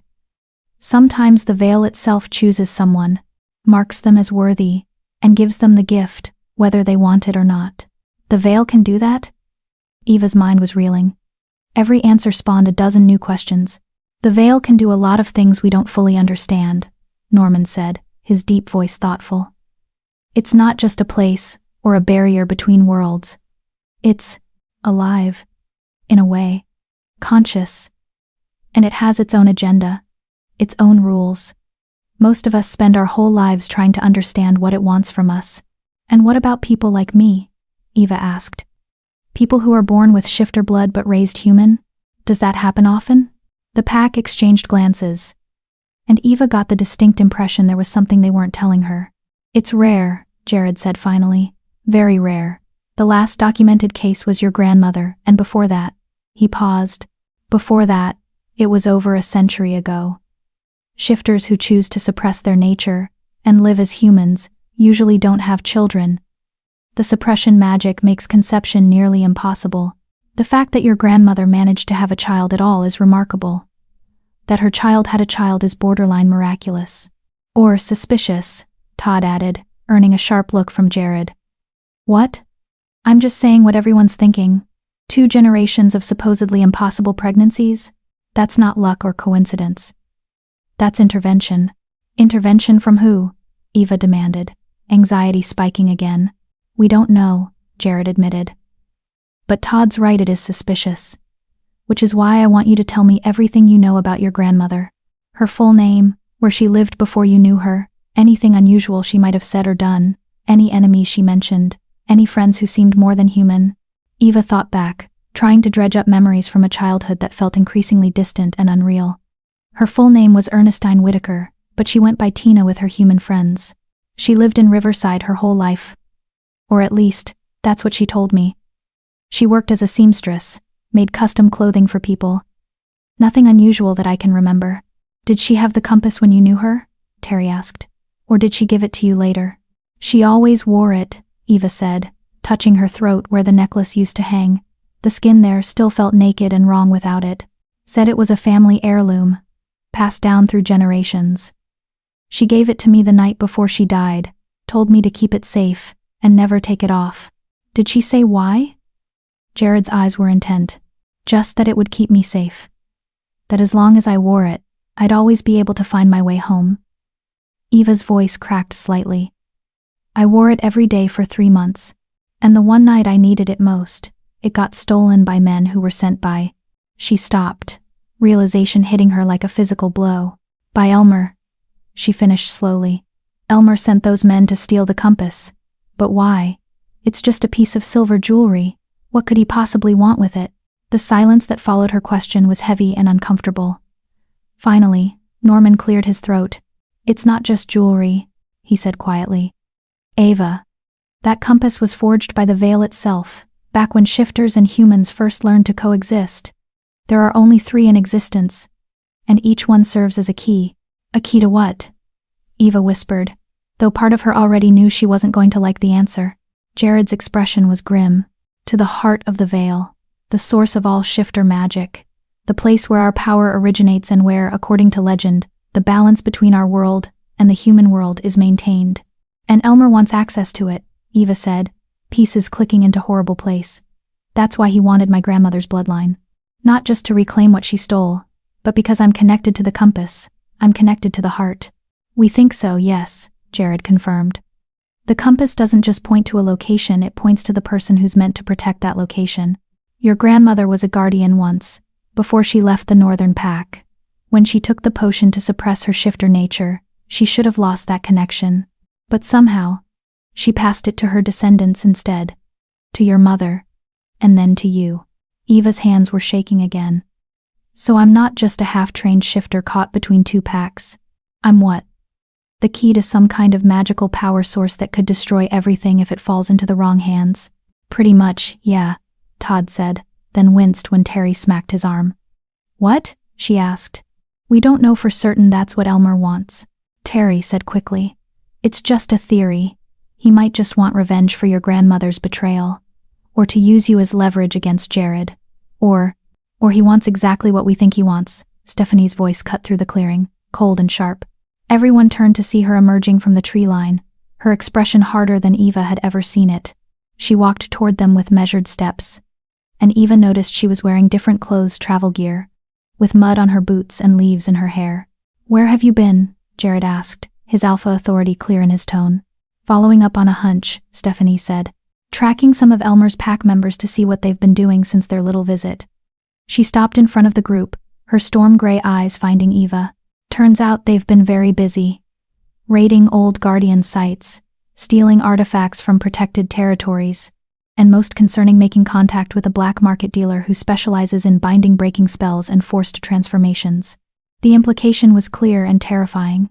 He's going to try to force my transformation, Eva said, her voice flat. Speed up the process so I can access whatever connection I have to the heart before I'm ready to control it. That's our theory, Stephanie confirmed. Which means we have less time than we thought. The 60-day grace period doesn't matter if Elmer decides to take you by force before then. Jared's expression went absolutely cold, more frightening than Eva had ever seen him. When he spoke, his voice was barely above a whisper, but it cut through the clearing like a blade. Then we accelerate Eva's training. Push harder, move faster. By the time Elmer makes his move, she needs to be able to defend herself. Needs to be able to shift and fight and survive on her own if necessary. That's dangerous, Norman warned. Pushing too hard could. I know what it could do, Jared interrupted. But leaving her vulnerable is more dangerous. Elmer's not going to play by the rules anymore. We can't afford to either. He turned to Eva, and the intensity in his amber eyes made her breath catch. I need you to trust me, he said quietly. What we're about to put you through, it's going to be hard. Harder than anything you've ever experienced. There will be pain and fear, and moments when you want to give up. But I promise you, if you trust me, if you trust the pack, we will get you through this. We will make you strong enough to survive whatever comes next. Eva looked around at the faces surrounding her. Jimmy, who understood what it was like to be thrust into this world unprepared. Terry, whose kindness had been a lifeline. Norman, solid and dependable. Todd, with his easy humor that made impossible things seem manageable. Even Stephanie, who might not like Eva but was clearly willing to protect her anyway. And Jared, who had saved her life and risked everything to keep her safe. These people, these shifters, they weren't just offering to train her. They were offering to be her pack, her family, the thing Eva had been missing her entire life without knowing it. Okay, she said, her voice stronger than she felt. Okay, I trust you. Teach me what I need to know. Jared's expression softened slightly, something like relief flickering across his face. Then let's begin, really begin. Because Eva Thompson, waitress and survivor, by the time we're done, you're going to be someone even Elmer Kerr thinks twice about threatening. Eva squared her shoulders, ignoring the lingering pain in her ribs and the fear churning in her gut. She'd survived poverty, survived violence, survived being left to die on a dark road. She could survive this too. She had to. Chapter 7. Breaking Point. The training began in earnest the next morning, and Eva quickly learned that accelerated was a polite way of saying absolutely brutal. She woke before dawn to find Terry standing over her bed, already dressed in workout clothes and looking far too cheerful for the pre-sunrise hour. Rise and shine, Terry said, pulling back the curtains to reveal a sky just beginning to lighten. We've got a 5-mile run before breakfast. Eva groaned, every muscle in her body protesting. Yesterday's meditation session had seemed harmless enough, but apparently nearly shifting took a physical toll she was only now feeling. 5 miles? I can barely make it to the bathroom. Your body's adjusting to the shifter metabolism, Terry explained, already heading for the door. You're burning through calories faster than normal, which means you need more fuel and more conditioning. Plus, running helps you connect with your wolf instincts. Trust me, it gets easier. It did not get easier. Eva made it maybe half a mile before her lungs were burning and her legs felt like lead. Terry stayed beside her the whole time, matching her pace despite clearly being capable of moving much faster. Don't think about the distance, Terry coached as Eva stumbled over a root. Just focus on the next step, then the next one. Shifters are built for endurance, you just have to teach your body to access that strength. My body, Eva gasped out, is screaming that this is a terrible idea. Your human body is, Terry corrected. Your wolf body is loving this. Can't you feel it? That restless energy under your skin, wanting to break free and really run. Eva wanted to say no, but the truth was she could feel it. A coiled tension in her muscles. A voice in the back of her mind, whispering that 4 legs would be faster than 2. That fur would be warmer than sweat-soaked clothes. That the forest was hers if she'd just reach out and claim it. By the time they made it back to the den house, Eva was ready to collapse. Instead, she found Norman waiting with a staff made of smooth, dark wood. "No rest yet," he said, tossing her the staff. Eva caught it on instinct, surprised by how perfectly balanced it felt in her hands. "Combat training starts now. I can barely stand," Eva protested. "Good," Norman said, picking up his own staff twice as thick as hers and carved with symbols that seemed to shimmer in the early morning light. "Fighting when you're exhausted is when you learn what you're really made of. When you're fresh and rested, anyone can throw a punch. But when your body's screaming to quit and your mind's foggy with fatigue, that's when you discover whether you're a survivor or a victim." The words stung, probably because they were meant to. Eva straightened, gripping the staff tighter. "Fine," she said. "Teach me." Norman smiled a fierce, approving expression. "Stance first. Feet shoulder-width apart, knees slightly bent. Staff held like this," he demonstrated, and Eva copied his position as best she could. "Good. Now, the first thing you need to understand about fighting as a shifter: we don't fight like humans. We're stronger, faster, and we heal from injuries that would kill normal people. That means the rules are different." He moved suddenly, his staff a blur as it swept toward Eva's legs. She barely managed to jump back in time. "Rule 1, Norman continued, not pausing his assault. "Always be moving. A stationary target is a dead target." Eva scrambled backward as he advanced, her staff coming up instinctively to block another strike. The impact jarred her arms, sending shockwaves through her already exhausted muscles. "Rule 2, Norman said, shifting his attack to come from the side.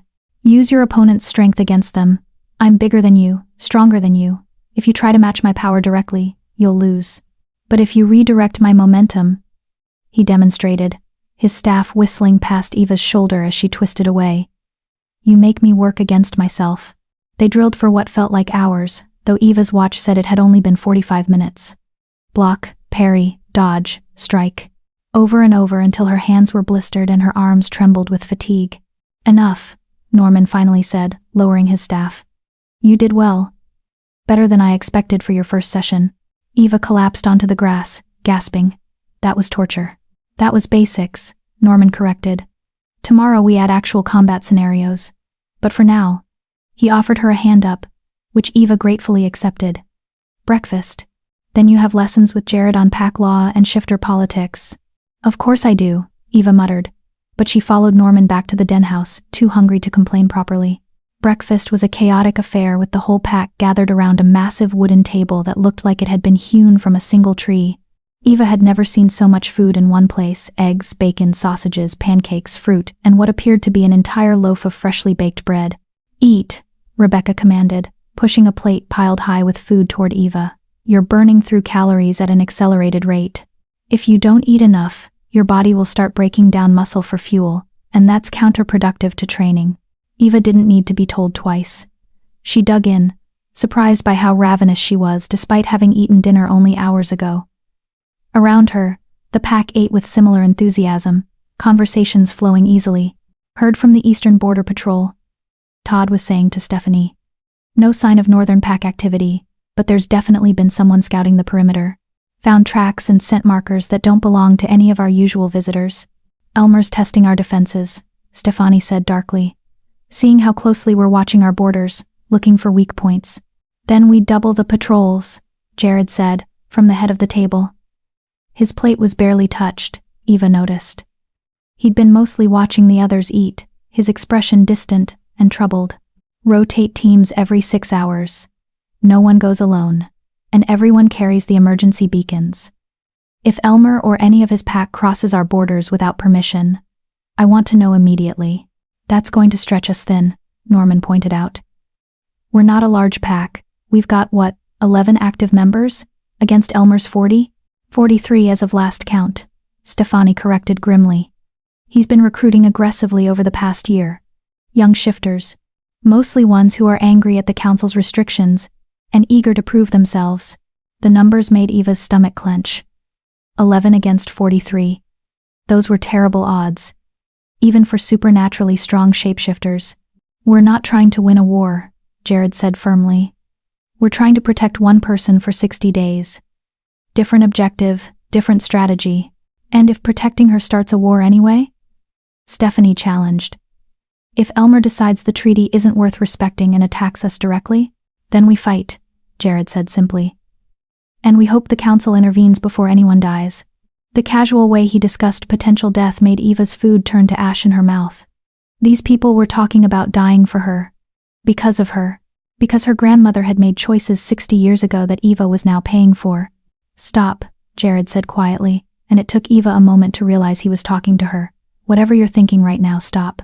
You don't know what I'm thinking, Eva said, but her voice lacked conviction. You're thinking this is your fault, Jared said, his amber eyes seeing right through her.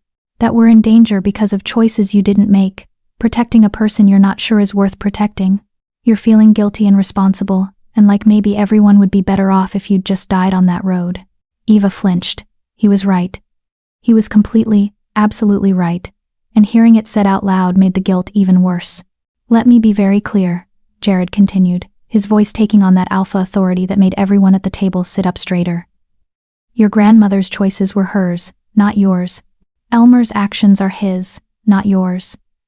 The situation we're in exists because powerful people made decisions for their own reasons, none of which have anything to do with your worth as a person.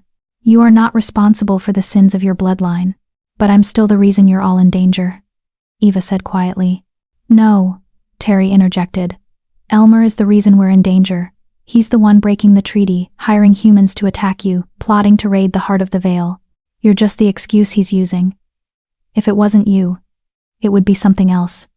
Someone else. Elmer's been looking for a reason to challenge the established order for years. You happen to be convenient. She's right, Todd added. I've been watching Northern Pack politics for a while now. Elmer's ambitious, hungry for power, and he's been testing boundaries long before you showed up. This was always going to come to a head eventually. And when it does, Norman said, his deep voice rumbling with certainty, we'll be ready. Because that's what packs do. We stand together, we fight together, and we protect our own. You're ours now, Eva. Which means your battles are our battles. Eva felt tears burning behind her eyes but refused to let them fall. I don't understand why. Why you'd risk everything for someone you barely know. Because Jared vouched for you, Jimmy said simply. And we trust Jared. If he says you're worth protecting, then you are. It's that simple. Plus, Todd added with a grin, you've got guts. Anyone who can stare down Elmer Kerr without pissing themselves has earned my respect. Despite everything, Eva found herself smiling. These people, these shifters who'd been strangers less than a week ago, were offering her something she'd never had before. Not just protection, but belonging. Family. Thank you, she said, her voice rough with emotion. I don't know how I'll ever repay. You already are, Jared interrupted. By learning, by training, by becoming strong enough to stand on your own. That's all the payment we need. After breakfast, Eva found herself in Jared's office, a surprisingly normal room lined with bookshelves and dominated by a massive desk covered in papers. Jared gestured for her to sit, then settled into the chair across from her with a leather-bound book that looked ancient. Pack law and shifter politics, he said without preamble. What do you know? Absolutely nothing, Eva admitted. Good. That makes teaching easier. Jared opened the book, revealing pages covered in elegant handwriting and detailed illustrations. The first thing you need to understand is that shifter society is built on 3 pillars: territory, hierarchy, and the treaty. Everything else stems from those foundations. For the next 2 hours, Jared walked Eva through the complex web of rules and traditions that govern shifter life. She learned that territories were sacred, that crossing pack borders without permission was grounds for execution, that alpha authority was absolute within a pack, but could be challenged through ritual combat, that the treaty Elmer kept referencing was actually a series of agreements negotiated over centuries, designed to keep peace between different shifter species and prevent humans from discovering their existence. There are more than just werewolves? Eva asked, startled by an illustration showing what appeared to be a massive bird with human eyes. Much more, Jared confirmed. Bears, like I am. Wolves, like you'll be. Great cats, lions, tigers, leopards, birds of prey. Even some aquatic shifters, though they tend to stay away from landlocked territories. Each species has its own traditions and power structures, but we all answer to the council, which is a governing body made up of representatives from each major shifter species. They settle disputes, enforce the treaty, and make decisions about how we interact with the human world. Jared's expression darkened. They're also notoriously slow to act, which is why Elmer's been able to push boundaries without consequence. By the time the council investigates and makes a ruling, whatever damage he's done is usually already complete. Can they stop him from challenging you? Eva asked hopefully. No. Challenge rights are protected under the oldest laws we have. If an alpha believes another alpha has wronged them or their pack, they have the right to demand satisfaction through combat. The council can observe and judge the outcome, but they can't prevent the challenge from happening. Eva's heart sank. So in 60 days, you're really going to have to fight him. Unless you choose to join the Northern Pack willingly, Jared said carefully. That would nullify Elmer's challenge grounds. He'd have what he wanted, you and your connection to the heart, and I'd be alive to protect my pack. From a purely strategic standpoint, it's the safest option. Safest for who? Eva demanded. Not for me. You said yourself, Elmer's dangerous and ambitious. If I join his pack, I'd be completely under his control. He could force me to shift, force me to access the heart, force me to do whatever he wants. Yes, Jared agreed quietly. He could, which is why I'm not recommending that option. I'm just making sure you know it exists. Eva studied his face, seeing the tension in his jaw, the shadows under his eyes. You haven't been sleeping. There's too much to do, Jared said, deflecting. You're worried, Eva pressed. About the challenge. About whether you can win. Jared was silent for a long moment. Then he sighed, setting the book aside. Elmer Kerr is one of the most powerful alphas in the region. He's older than me, more experienced, and he's survived challenges from shifters who were supposedly stronger than him. The smart bet is that he'll win. Then why? Because it's the right thing to do. Jared interrupted. Because your grandmother saved my life once, and I owe her bloodline a debt. Because you deserve better than being used as a weapon by someone like Elmer. And because, he paused, seeming to struggle with his words, because when I found you on that road, broken and bleeding and still thanking me for not letting you die alone, I saw myself. 20 years ago, when I was young and stupid, and got myself nearly killed by a rival pack.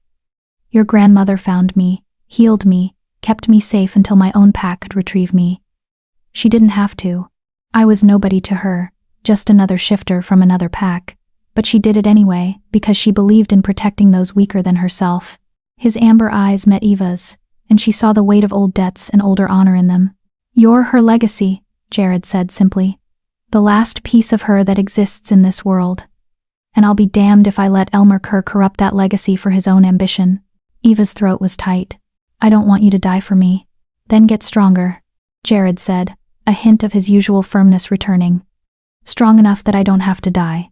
Strong enough to stand beside me when Elmer comes, instead of behind me. Can you do that? Eva thought about everything she'd been through in the past week. The attack, the pain, the impossible revelations, the brutal training. Every part of her was screaming to run, to hide, to go back to being invisible and safe. But she wasn't safe. She'd never really been safe. She'd just been lucky enough not to notice all the ways the world was trying to destroy her. Yes, Eva said, her voice steady. I can do that. Jared's expression softened into something almost like pride. Good, then let's continue. You need to understand pack challenges and what exactly I'll be facing when. A sharp knock on the door interrupted him. Stephanie entered without waiting for permission, her expression urgent. We've got a problem, she said. Big one. Rebecca just got a message from her contacts in the neutral zones. There's been a theft.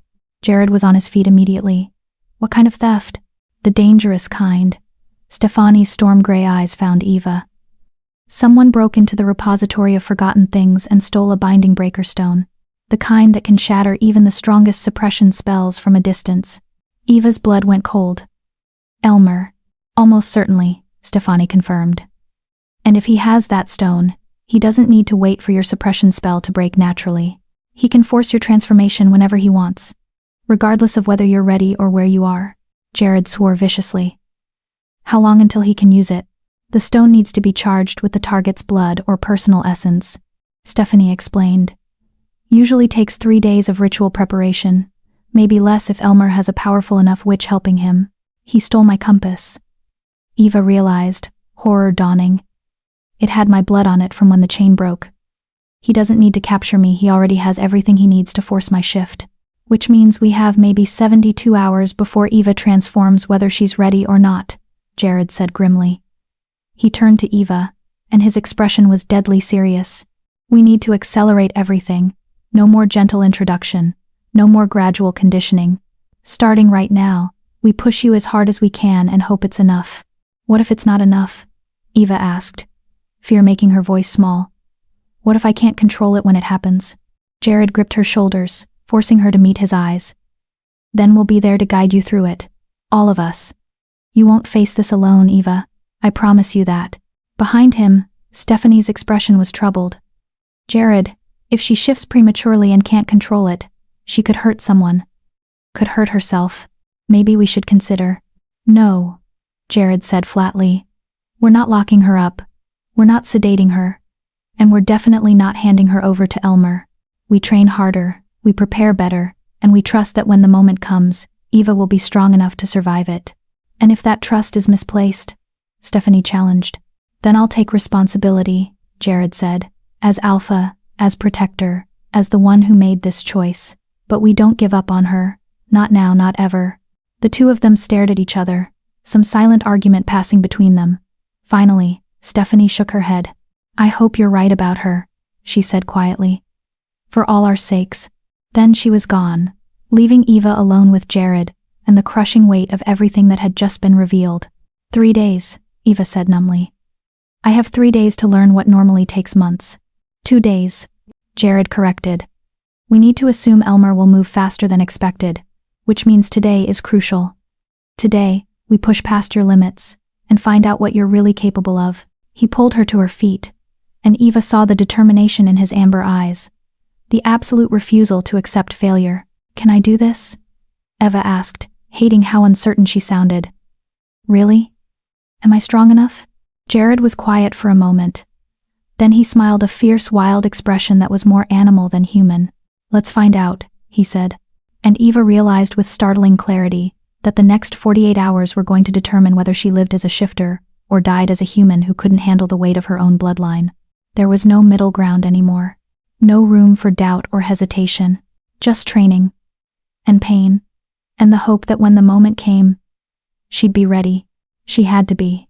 Chapter 8. The Wolf Within. The next 48 hours blurred into a nightmarish cycle of pain, exhaustion, and moments of terrifying clarity. Norman woke Eva at 4 a.m. with combat drills that left her bleeding and bruised. Todd taught her about pack bonds and how to sense other shifters through the veil, a skill that made Eva's head pound and her vision swim. Rebecca forced healing tonics down her throat that tasted like dirt and burned like fire but accelerated her recovery enough that she could train again within hours instead of days. And Jared pushed her harder than all of them combined. Again, he commanded as Eva collapsed on the training ground for the 5th time that morning. The sun was barely above the horizon, and she'd already been awake for 3 hours. Get up and try again. I can't, Eva gasped, her lungs burning. They'd been practicing the meditation technique, trying to help her touch her wolf without losing control. But every time she got close, fear would spike and she'd pull back, slamming mental walls between herself and the power coiling inside her. Can't or won't. Jared's voice was sharp, deliberately pushing her buttons. Because from where I'm standing, you keep choosing to stay weak. Choosing to be a victim. Anger flared hot and bright in Eva's chest, exactly what he wanted, she realized. He was trying to provoke her, trying to make her mad enough to push past her fear. I'm not weak, she snarled, forcing herself to her feet. Her legs shook, but she stayed upright through sheer spite. And I've never been a victim. I've survived everything life threw at me. By running, Jared interrupted. By making yourself small and invisible and hoping the world wouldn't notice you long enough to hurt you. That's not strength, Eva. That's survival. And survival isn't enough anymore. Then what is? Eva demanded, her hands clenching into fists. What do you want from me? I want you to fight. Jared's voice rose to a roar that echoed through the clearing. I want you to stop being afraid of your own power and claim it. I want you to look at your wolf and see a weapon instead of a monster. Because in 48 hours you're going to shift whether you're ready or not, and if you're still this terrified when it happens, you won't survive it. The words hit like physical blows. Eva staggered back, her breath coming in short gasps as panic clawed at her throat. You don't understand. You were born this way. You've always been. I've always been what? Jared cut her off. Comfortable with my nature? At peace with being a monster? He laughed bitterly. I was 7 years old the first time I shifted, Eva. 7. and I was so terrified I ran into traffic and nearly got myself killed. Spent 3 days stuck halfway between forms, screaming every time my bones tried to shift one way or another. My pack had to sedate me just to force me back to human shape. Eva stared at him, shock cutting through her anger. Every shifter has a story like that, Jared continued, his voice quieter now, but no less intense.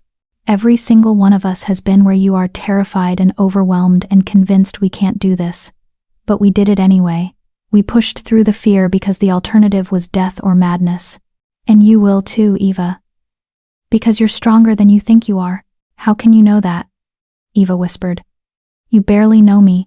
I know you survived being beaten and left for dead, Jared said, moving closer until he was right in front of her. I know you stared down one of the most powerful alphas in the region, without breaking. I know you're training yourself to exhaustion every day, despite being terrified because you refuse to be helpless again. That's not weakness, Eva. That's steel wrapped in skin. His hands came up to frame her face, forcing her to meet his amber eyes. The touch was gentle despite the intensity of his words. Your grandmother was the strongest person I ever met, Jared said softly. She gave up everything, her pack, her power, her very nature to protect the man she loved and the family she chose to build. That strength runs in your blood. I see it every time you refuse to give up, every time you push yourself past what you think are your limits. You just need to see it too. Eva's throat was tight with unshed tears. What if I can't? What if when the moment comes, I'm not? You will be, Jared said with absolute certainty. Now close your eyes, we're trying again. And this time, when you touch your wolf, I want you to hold on. Don't pull back. Let me guide you. What if I shift? Eva asked, fear making her voice tremble. Then you shift, Jared said simply. And I'll be right here to help you through it. You're not alone in this, Eva. You never will be again. Eva wanted to argue, wanted to find a reason to delay, but she could see the clock ticking in Jared's eyes. They were out of time, out of options. She closed her eyes. The forest appeared immediately now. She'd been practicing so much that the visualization came easily. The clearing, the pool, the massive wolf waiting patiently for her to stop being afraid. Trust him, her grandmother's voice whispered from somewhere deep in Eva's memory.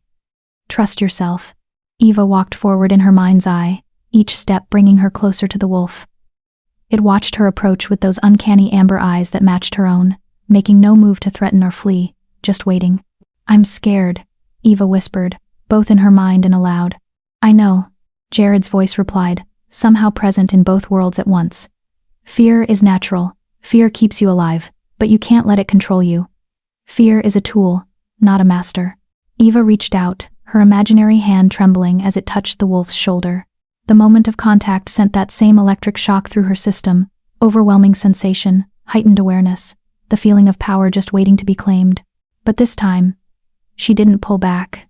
This time, she leaned into it. The wolf's consciousness brushed against hers, and Eva gasped at the sheer otherness of it. It thought differently, all instinct and sensation, no words or complex reasoning, just an overwhelming awareness of scent and sound and movement. The forest was alive in ways Eva had never imagined, every tree and bush and creature broadcasting its presence through smell and vibration. This is what you could be, the wolf seemed to say without words. This is what you are underneath all that fear and doubt. Wild, free, powerful. Show me, Eva whispered. Show me how. The wolf's response was immediate. It pressed closer, and suddenly Eva could feel the mechanics of the shift, how bones could bend in ways that shouldn't be possible, how muscles could elongate and redistribute, how human and animal could occupy the same space through sheer will and veil-given magic. It was beautiful and terrifying, and absolutely impossible. Eva held on anyway. Time lost meaning. She could have been connected to her wolf for seconds or hours, she couldn't tell. All she knew was that gradually, the overwhelming sensations began to make sense. The chaos resolved into patterns. The impossible became merely difficult. And for just a moment, one perfect, crystalline moment, Eva felt what it would be like to run on 4 legs through a forest that knew her name. Then Jared's voice cut through the connection. That's enough, pull back now. It was harder this time. The wolf didn't want to let go, and Eva realized with a start that she didn't want to let go either. The power, the freedom, it was intoxicating. Eva. Jared's voice was sharp with command. Pull back. Now. The alpha authority in his tone snapped something in Eva's mind like a rubber band. She yanked herself backward, breaking the connection so suddenly she actually fell in the physical world, gasping and disoriented. Strong arms caught her before she hit the ground, Jared holding her steady while the world spun and her vision tried to decide whether she was seeing through human eyes or wolf eyes. "Breathe," Jared commanded. "Slow and steady. Ground yourself in this body, this form. You're human right now. Human." Eva focused on his voice, using it as an anchor. Gradually, the vertigo faded. The dual vision resolved back to normal. She was herself again, just Eva, just human, just a woman who was absolutely terrified of what she'd just experienced. "I felt it," she whispered, her voice shaking. "Really felt it. I could have shifted right then if you'd just let go of control entirely," Jared finished. "Yes, you were on the edge. Another few seconds and you would have transformed. Why did you stop me?" Part of Eva was grateful. But another part, the part that had touched the wolf, was angry at being pulled back from that precipice. "Because you weren't ready," Jared said, helping her sit up. "You can touch your wolf now, feel its power, but you can't control it yet. If you'd shifted, you would have been stuck in wolf form until we forced you back. And forced transformations are traumatic. They damage the connection between your human and animal sides, making future shifts harder and more painful." "So when do I get to be ready?" Eva demanded, frustration boiling over. "We have maybe 40 hours left before Elmer forces the shift anyway. How am I supposed to learn control in that time?" "By trusting the process," Jared said firmly. "You've made more progress in 4 days than most shifters make in weeks. You can visualize your wolf, touch it, feel its power. Now you need to learn to merge with it consciously instead of losing yourself in it." "And how do I do that?" Jared's expression was troubled. "There's a technique, an old one, from before the treaty. It's dangerous and it's painful, but it's the fastest way to force a shifter to learn control." "What technique?" Eva asked warily. "A hunt," Jared said.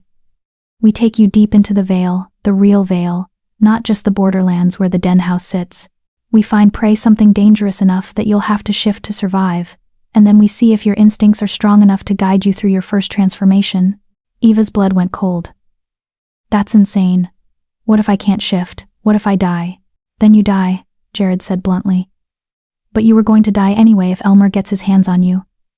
At least this way, you have a fighting chance." "Jared, no." Stephanie's voice cut across the clearing. Eva turned to see her approaching, her expression furious.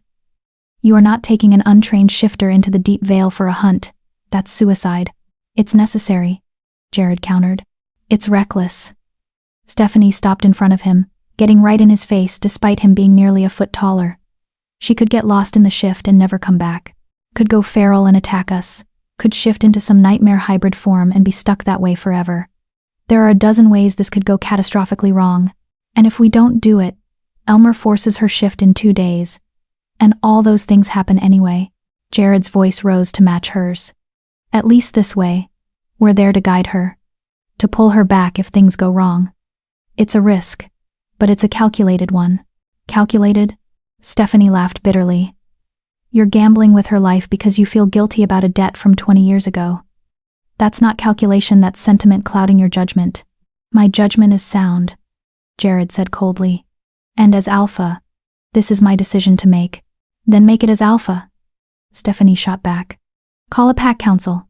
Let everyone vote on whether this insane plan is worth the risk. Because if something goes wrong, if she dies or goes feral or gets one of us killed trying to save her, that's on all of us, not just you." The two of them stared at each other, and Eva could feel the tension crackling between them. Pack bonds, she'd learned, were complicated, built on trust and respect, but also capable of fracturing under pressure. Right now, watching Jared and Stephanie face off, Eva could see those bonds straining. "Fine," Jared said finally. "We'll call a council. Tonight. Let the pack decide." "Good," Stephanie said, her voice clipped. Then she turned to Eva, and her expression softened slightly. "I'm not trying to be cruel. I just don't want to watch another person die because our Alpha's protective instincts override his common sense." "Another person?" Eva asked. Stephanie's jaw tightened. "Ask Jared about Lowell Rutherford sometime. Ask him what happens when sentiment leads to bad decisions." Then she was gone, stalking back toward the den house with her shoulders rigid. Eva turned to Jared. "Who's Lowell Rutherford?" "One of the men who attacked you," Jared said, his voice flat. He used to be pack. My pack. I recruited him 5 years ago, a young shifter who'd been turned against his will and abandoned by his maker. He had a hard time adjusting, couldn't control his shifts, was prone to violence, but I thought I could help him. Thought with enough time and training, he'd learn control. What happened? Eva asked, though she had a sinking feeling she already knew. He got worse instead of better, Jared said quietly. The wolf took over more and more until there was barely anything human left. He started hunting alone, ignoring pack boundaries, attacking humans. I kept making excuses for him, kept trying to bring him back, until the night he killed someone. Eva's breath caught. A hiker, Jared continued, his voice heavy with old guilt. Wrong place, wrong time. Lowell lost control during a full moon and tore them apart. The council demanded justice. Either Lowell had to be put down, or I had to exile him from Packlands. I chose exile, thinking maybe away from us, he'd find peace. But he didn't. Eva guessed. He found Elmer instead, Jared confirmed. Joined the Northern Pack, where his violent tendencies were encouraged rather than suppressed. And now he's one of Elmer's enforcers, one of the men who nearly killed you on Elmer's orders. The weight of that revelation settled over Eva like a shroud. Stephanie thinks I'm another Lowell. Someone you're trying to save who can't be saved. Stephanie thinks I let my emotions override my judgment, Jared corrected. And she's not entirely wrong. I do have a tendency to take in strays and broken things, hoping I can fix them. But you're not Lowell, Eva. You're not violent or unstable. You're just scared, and fear can be overcome. Can it? Eva asked quietly. Or am I just fooling myself? Maybe Elmer's right. Maybe I should join his pack, let him control my transformation, stop putting all of you at risk for someone who might not be worth saving. Jared's hands gripped her shoulders, his amber eyes boring into hers with frightening intensity. Don't you dare give up now, not after everything you've fought through. You are worth saving, Eva Thompson. You're worth the risk and the danger and every second I've spent training you. Do you understand me? I want to, Eva whispered. But I don't know how to believe it. Then believe in me, Jared said. Believe that I wouldn't risk my pack, my life, my honor for someone who wasn't worth it. Believe that when I look at you, I see your grandmother's strength and courage and stubborn refusal to accept defeat. You are Ernestine Whitaker's legacy, and legacies like that don't break, they bend, they adapt, and they survive. Eva felt tears streaming down her face, hot and unstoppable. I'm so scared. Good, Jared said, pulling her into an embrace that felt like safety and home, and everything she'd never had before. Fear means you're alive. Fear means you care about what happens next. Use it, Eva. Let it fuel you instead of paralyze you. Eva buried her face in his chest, breathing in the scent of pine and earth and something uniquely him. For just a moment she let herself be weak, let herself lean on someone else's strength. Then she pulled back, wiping her eyes, and squared her shoulders. When's the Pack Council? She asked. Tonight at sunset, Jared said. And Eva, whatever they decide, know that I'm proud of you. You've come further in 4 days than anyone had a right to expect. Regardless of what happens next, you've already proven you're a survivor. Surviving isn't enough, Eva said, echoing his earlier words. You said so yourself, so let's make sure I become more than that. The Pack Council gathered as the sun set, turning the sky into streaks of orange and gold. Everyone was there: Stephanie, Norman, Todd, Terry, Jimmy, Rebecca, and 4 other pack members Eva had only met in passing. They formed a circle in the main hall of the den house, with Jared at one end and Eva at the other. You all know why we're here, Jared began without preamble. Eva's suppression spell is breaking faster than anticipated. In approximately 40 hours, Elmer Kerr will use a binding breaker stone to force her transformation regardless of whether she's ready. I'm proposing we take her into the Deep Vale for a controlled hunt, give her the opportunity to shift on her own terms before Elmer can use her as a weapon. It's too dangerous, Stephanie said immediately. She's had 4 days of training. 4 days. Most shifters need months before their first controlled shift. Taking her into the Deep Vale is asking for disaster. What's the alternative? Todd challenged. Let Elmer force the shift? That's guaranteed to be a disaster. The alternative is we call the council. A grizzled older man Eva didn't know said. His name was Raphael Barry. She remembered Pack Elder, and one of the longest-serving members. Let them handle Elmer's violation of the treaty. Take this out of our hands entirely. The council won't move fast enough, Jared said. By the time they investigate and rule, Eva will already have shifted and Elmer will already have used her connection to the heart for whatever he's planning. Then we lock her down. Another voice suggested a woman with sharp features and calculating eyes. Nadia Myers. Eva recalled. Sedate her, bind her, keep her contained, until the council can intervene. It's not ideal, but it keeps everyone safe. That's barbaric, Terry protested. She's not a prisoner. She's one of us. She's not one of us yet, Nadia countered. She hasn't chosen a pack, hasn't sworn allegiance, hasn't even successfully shifted. Legally, she's a human with dormant shifter blood. We have no obligation to risk ourselves for her. Obligation? Jimmy's voice was hot with anger. What about basic decency? What about not abandoning someone when they need help? I thought that's what pack meant. Pack means protecting our own. Nadia shot back. And she's not our own. Not really. She's a liability that walked into our territory and brought our enemies down on us. Enough. Jared's voice cut through the arguing, carrying that alpha authority that made everyone fall silent.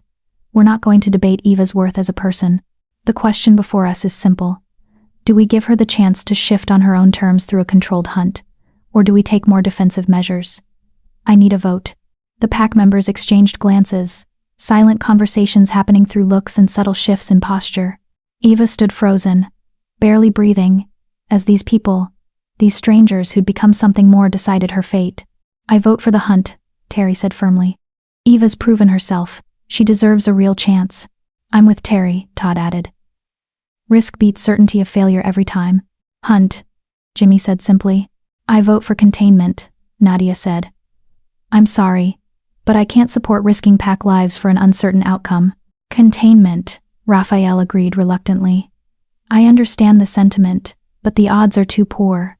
1 by 1, the pack members voted. The split was almost even 5 for the hunt, 4 for containment, with only 2 members left to vote. Norman stood, his massive frame radiating certainty. I've seen a lot of first shifts in my years, some smooth, some violent, all unpredictable, but I've also seen what happens when someone's forced to shift against their will. It breaks something essential, leaves scars that never fully heal. I vote for the hunt. Let Eva choose her own transformation, even if it means risking failure. All eyes turned to Stephanie. The final vote. The one that would decide everything. Stephanie looked at Eva for a long moment, her storm gray eyes unreadable. Then she looked at Jared, and something complicated passed between them. I think this is a mistake, Stephanie said finally. I think you're letting guilt over Ernestine cloud your judgment about her granddaughter. I think we're risking too much for too little guaranteed return. She paused, and Eva's heart sank. But, Stephanie continued, I also know that sometimes the right choice and the safe choice aren't the same thing. And I trust Jared. Even when I disagree with him, even when I think he's wrong, I trust his instincts about people. He's never led us astray before. She took a deep breath. I vote for the hunt. May the veil have mercy on us all. The decision was made. 6-5, in favor of the hunt. Eva felt like she might throw up. Thank you, Jared said quietly, and Eva could hear the relief in his voice. We leave at dawn. Everyone else, double the perimeter patrols, and prepare for the possibility that Elmer might try something while we're gone. Stephanie, you're in command while I'm away. The pack began to disperse, but Eva stayed frozen in place, the weight of what was about to happen crushing down on her. Tomorrow, she would either become a shifter or die trying. There was no third option anymore. Chapter 9. The hunt. Eva didn't sleep that night. She lay in the healing room, staring at the painted ceiling with its constellation of false stars, and tried not to think about all the ways tomorrow could go catastrophically wrong. Her mind kept cycling through the possibilities, getting lost in the shift and never coming back, attacking the pack members trying to help her, dying halfway through the transformation with her bones broken and her body torn between 2 forms. Around 3 a.m., she gave up on sleep entirely and went to the kitchen, hoping tea or warm milk or something might settle her racing thoughts. Instead, she found Rebecca sitting at the massive wooden table, a cup of something steaming in front of her and an old leather journal open in her hands. Couldn't sleep either? Rebecca asked without looking up. How did you know I was here? Eva asked, settling into a chair across from her. Healer senses, Rebecca said with a slight smile. I can feel the anxiety radiating off you from 3 rooms away. Plus, you're breathing like someone who's been awake for hours. She closed the journal and pushed it aside. Want to talk about it? What's there to talk about? Eva said, trying for levity and failing. I'm going into the Deep Vale tomorrow to hunt something dangerous enough that I'll have to shift or die.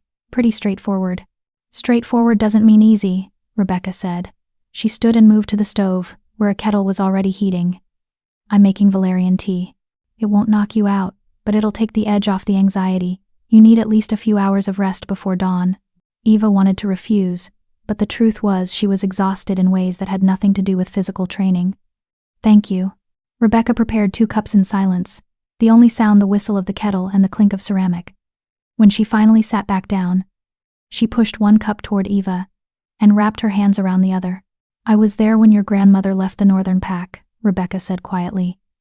Did anyone tell you that? Eva's head snapped up. No. No one mentioned you knew her.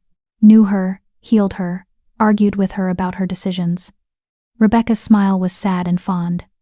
Ernestine was my closest friend for 15 years.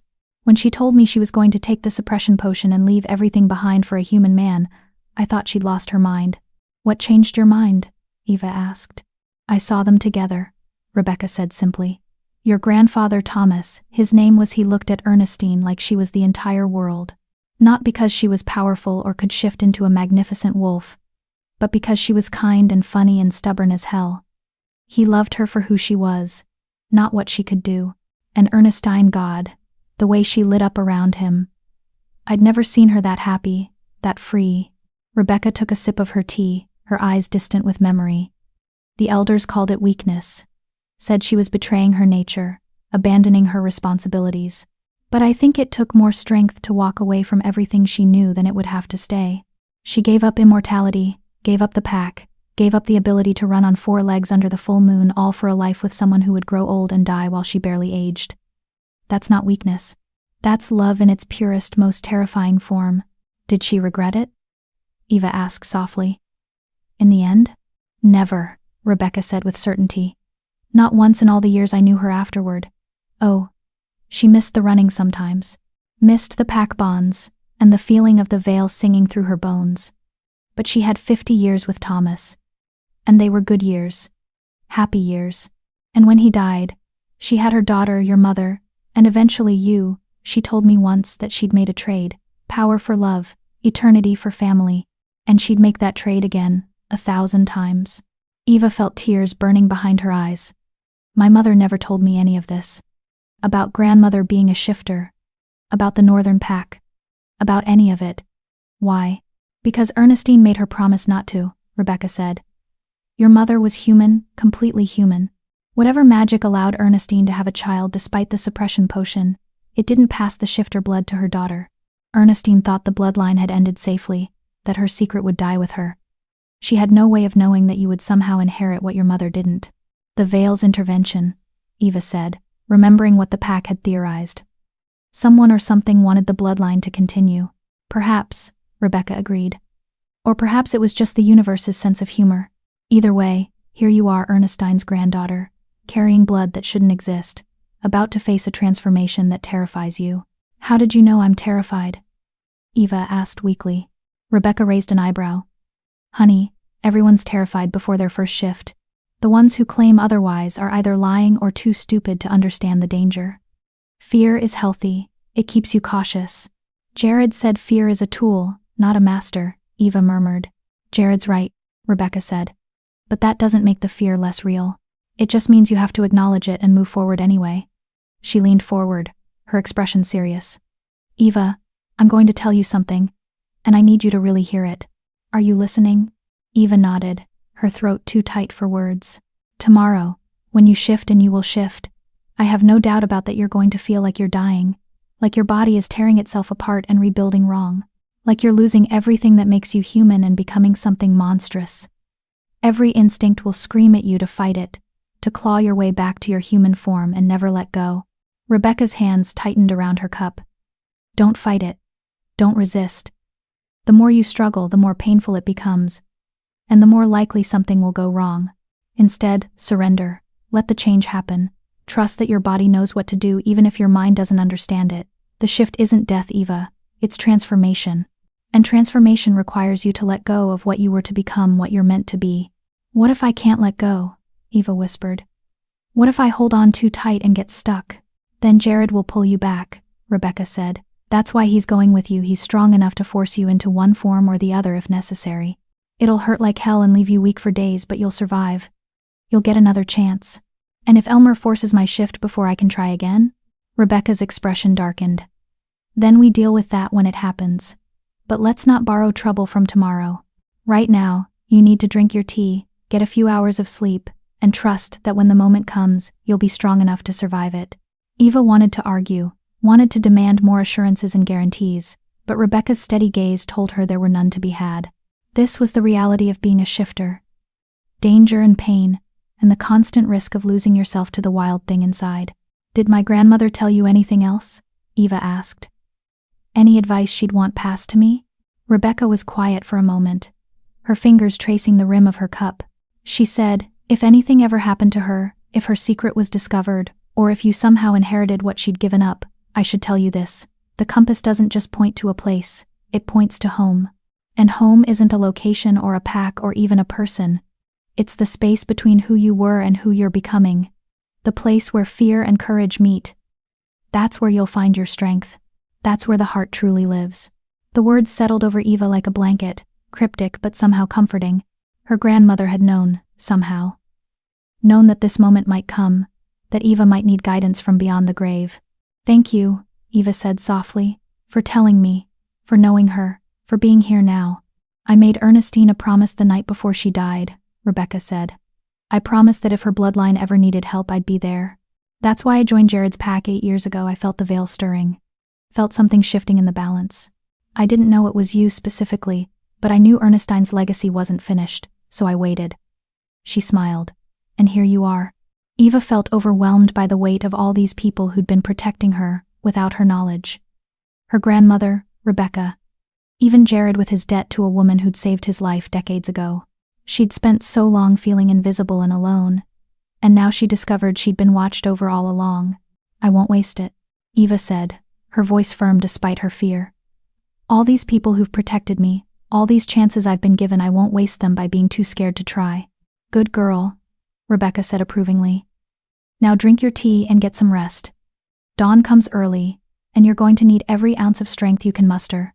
Eva managed 3 hours of restless sleep before Terry woke her with the pre-dawn light barely touching the horizon.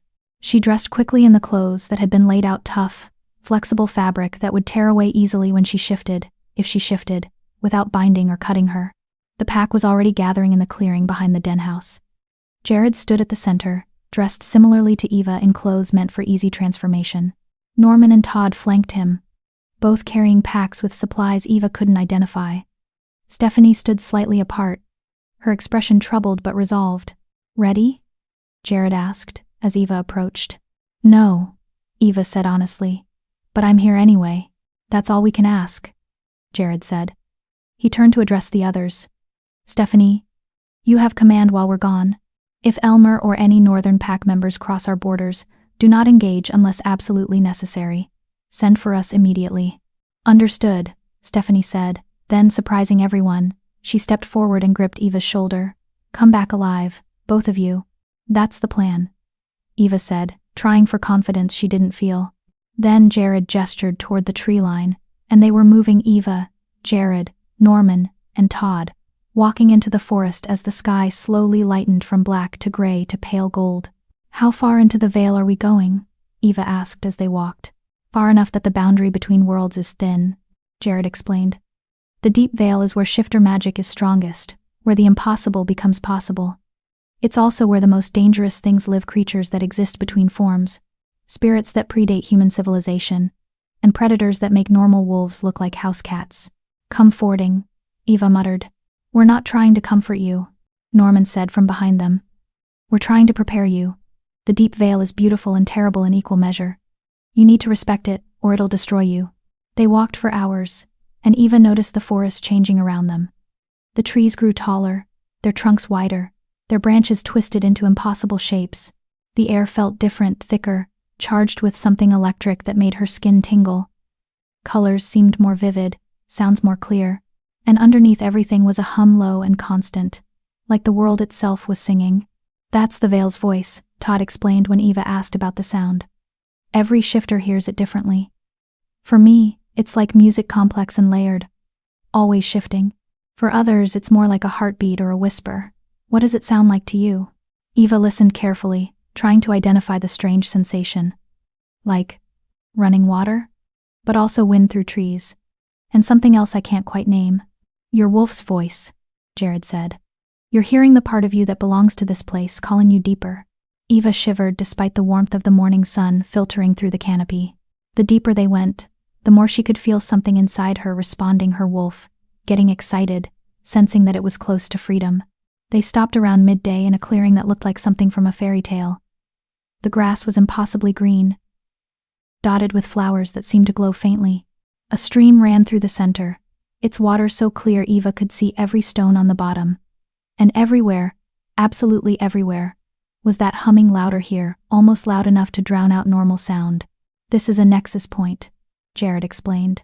A place where the Veil's power concentrates.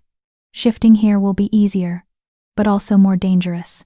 The magic is strong enough that it might take control if you're not careful. Fantastic, Eva said weakly. Norman and Todd immediately began unpacking their bags, setting out supplies, water, medical equipment, rope, and several items Eva couldn't identify, but that glowed with the same faint light as the flowers. Containment gear, Todd explained, noticing her look.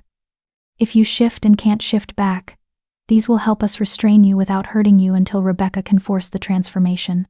And if I go feral and attack you? Eva asked. Then we subdue you, Norman said matter-of-factly. Non-lethally if possible, but the pack's safety comes first. That's why we brought 4 people instead of just Jared. Someone needs to be able to pull him off you if he gets too protective and won't let us do what needs to be done. The casual way they discussed potentially having to hurt or kill her made Eva's stomach churn, but she understood the necessity. If she lost control, if the wolf took over completely, she'd be more dangerous than any natural predator. So how does this work? Eva asked, trying to focus on the practical rather than the terrifying. Do I just meditate until I shift? Not quite, Jared said. He pointed toward the far end of the clearing, where the forest grew especially dense. In about 15 minutes, Norman is going to release something into those trees. Something that will hunt you. Your job is to survive until you can shift and fight back. Eva's blood ran cold. What are you releasing? A rendered beast, Norman said. Part wolf, part bear, part something older. It's not sentient, just instinct and hunger. It can't kill you outright, but it can hurt you badly enough that your body will have no choice but to shift to survive. That's the plan? Eva's voice rose despite her efforts to stay calm. You're going to sicken a monster on me and hope I don't die before I figure out how to transform? That's how most shifters learn, Todd said with surprising gentleness. We all have a story about the moment that forced our first shift. For me, it was falling off a cliff. For Jimmy, it was getting attacked by a rogue wolf. The body doesn't shift unless it absolutely has to, unless remaining human means certain death. And you think this will work? Eva demanded, looking at Jared. His amber eyes were steady and unflinching. I think you're strong enough to survive it. I think when the moment comes, your instincts will kick in and you'll do what needs to be done. But Eva, I can't guarantee it. I can't promise you'll shift successfully or that you won't get hurt. All I can promise is that we'll be here, watching, ready to intervene if things go too wrong.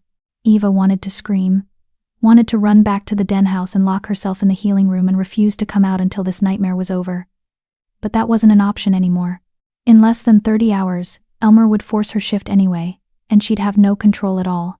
At least this way she had a choice. A chance. Okay, Eva said, her voice shaking but determined. Let's do this. Norman moved toward the trees, pulling something from his pack, a cage made of woven branches and glowing rope.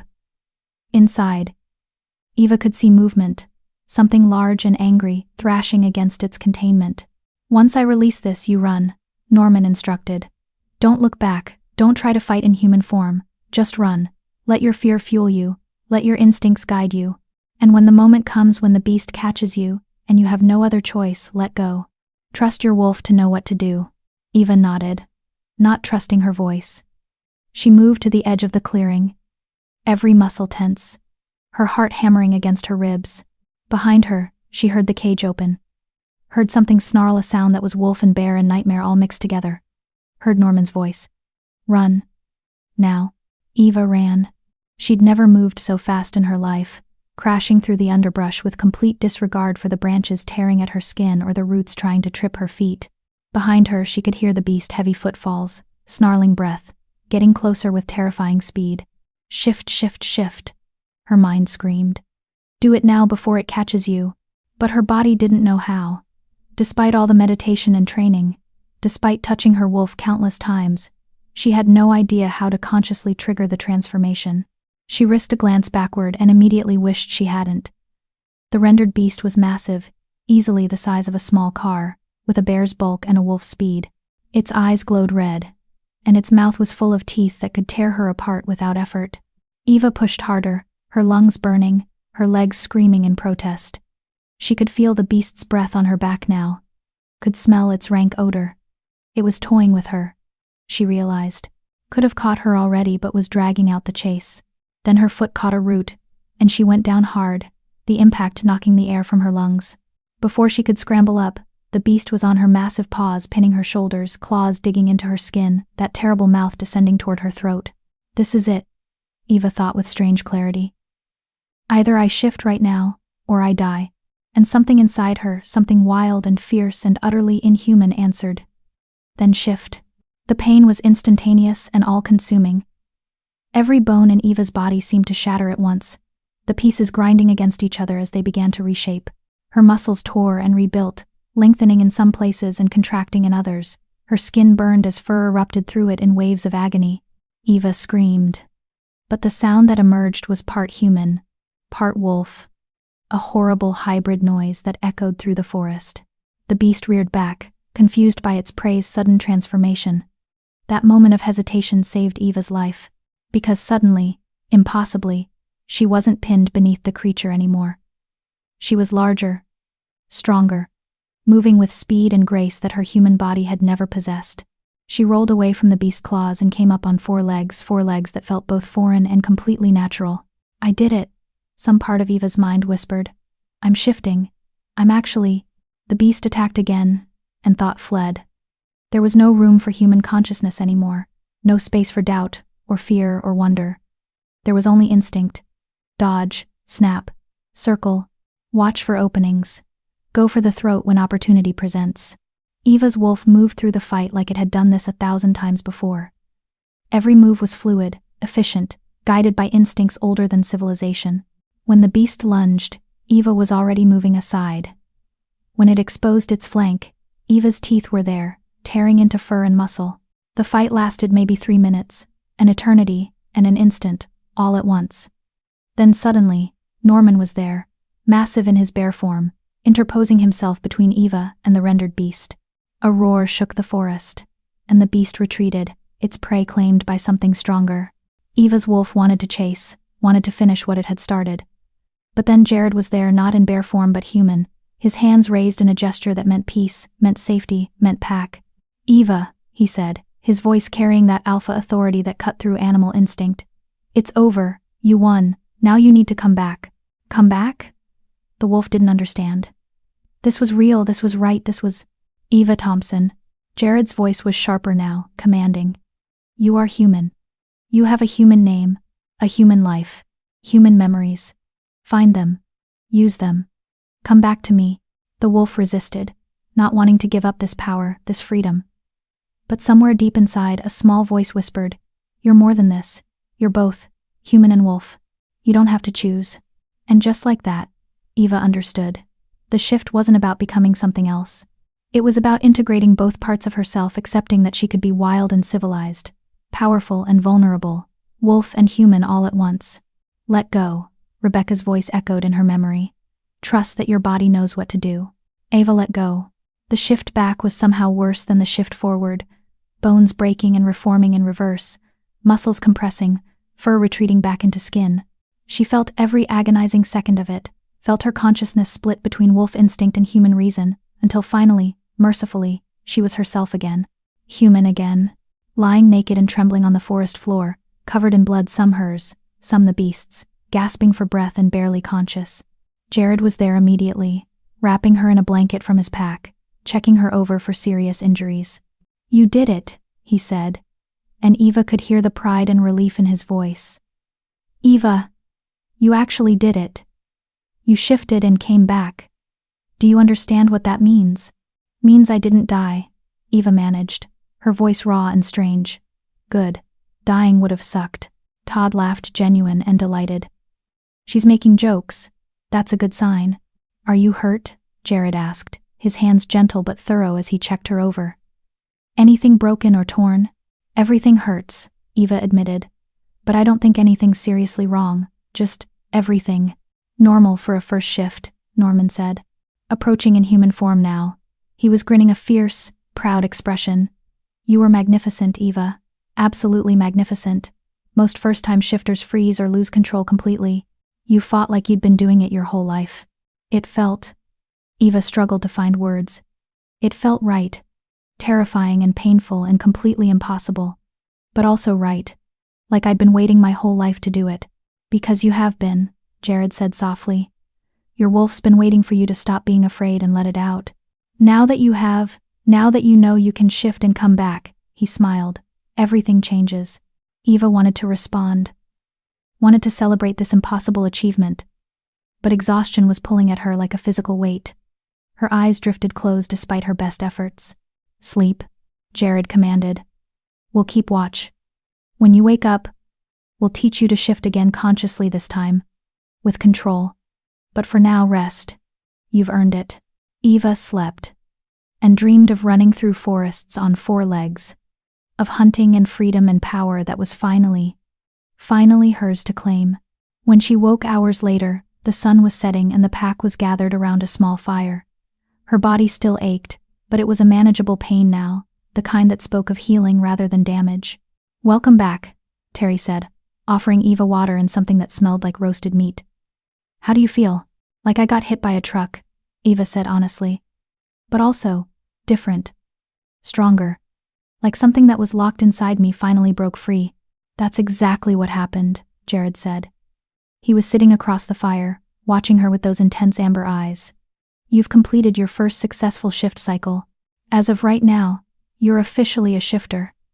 Not dormant, not transitioning, fully awakened."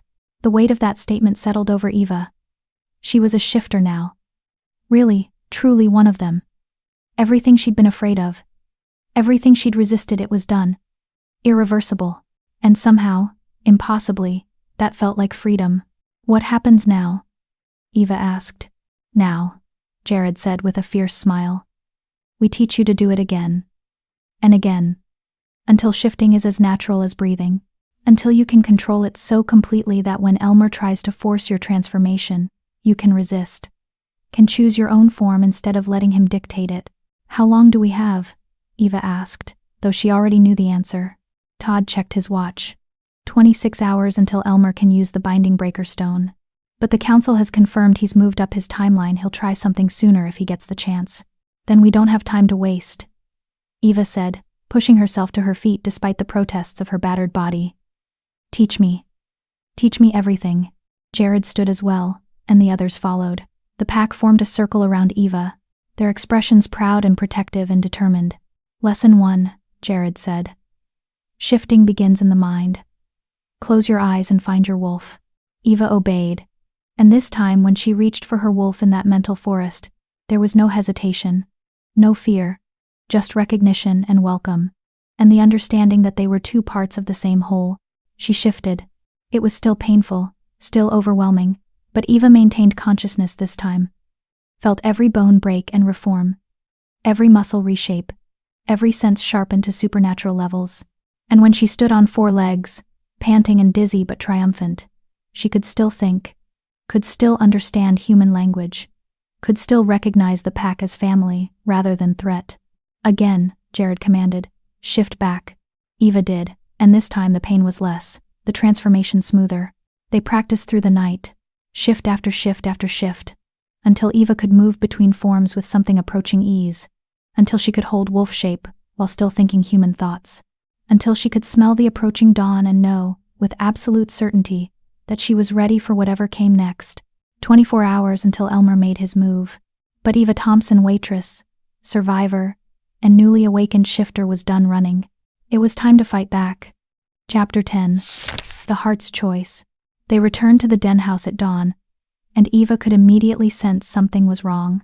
The pack was gathered in a defensive formation around the main building, weapons drawn both modern and ancient. Stefani stood at the center, her expression grim, as she directed positioning. When she saw Jared and the others emerging from the tree line, relief flooded her face. "Thank God you're back," she said, striding forward. "We have a situation."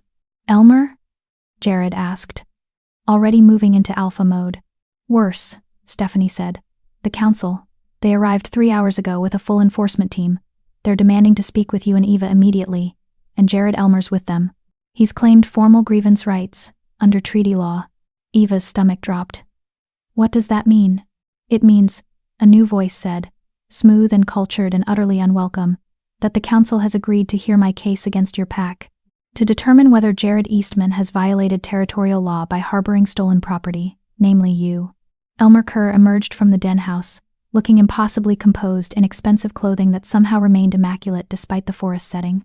Behind him were 3 people Eva didn't recognize, 2 men and a woman, all carrying themselves with the kind of authority that made even Jared straighten slightly. "The council representatives." "Eva Thompson," the woman said, her voice ringing with power. She was tall and elegant, with silver hair that fell to her waist and eyes that shifted color as Eva watched blue to green to amber and back again. "I am Winnie Mackenzie, speaker for the North American Shifter Council. These are my colleagues, Israel Hodges and Brad North. We're here to adjudicate a dispute between the Riverside Pack and the Northern Pack regarding your status and allegiance." "I haven't chosen any allegiance yet," Eva said, fighting to keep her voice steady. "I still have time under the treaty. Time that Jared Eastman has used to complete your transformation against council guidelines." Elmer interrupted smoothly. "The law is clear. Shifters of uncertain lineage must be evaluated by the council before their first shift to determine proper placement. By taking Eva into the deep veil and forcing her transformation, Jared has violated that protocol." "I didn't force anything," Jared said, his voice deadly calm. "Eva shifted to survive a life-threatening situation. That's allowed under emergency provisions." "A life-threatening situation you engineered," Elmer countered. "You deliberately placed her in danger to circumvent council authority. That's manipulation of the worst kind." "Enough," Winnie said, holding up one hand. The arguing ceased immediately, everyone responding to the sheer authority in her voice. "We will hear testimony from all parties, examine the evidence, and render judgment. Until then, both packs will stand down. This is neutral ground under council protection. Any violence will result in immediate sanctions." She turned her multicolored eyes on Eva, and Eva felt like she was being dissected. "Miss Thompson, you will come with us. We have questions about your grandmother's history, your awakening, and the choices that have led to this moment." "I'd like Jared present for any questioning," Eva said, raising her chin despite her fear. "As my alpha." "I'm not your alpha," Jared said quietly.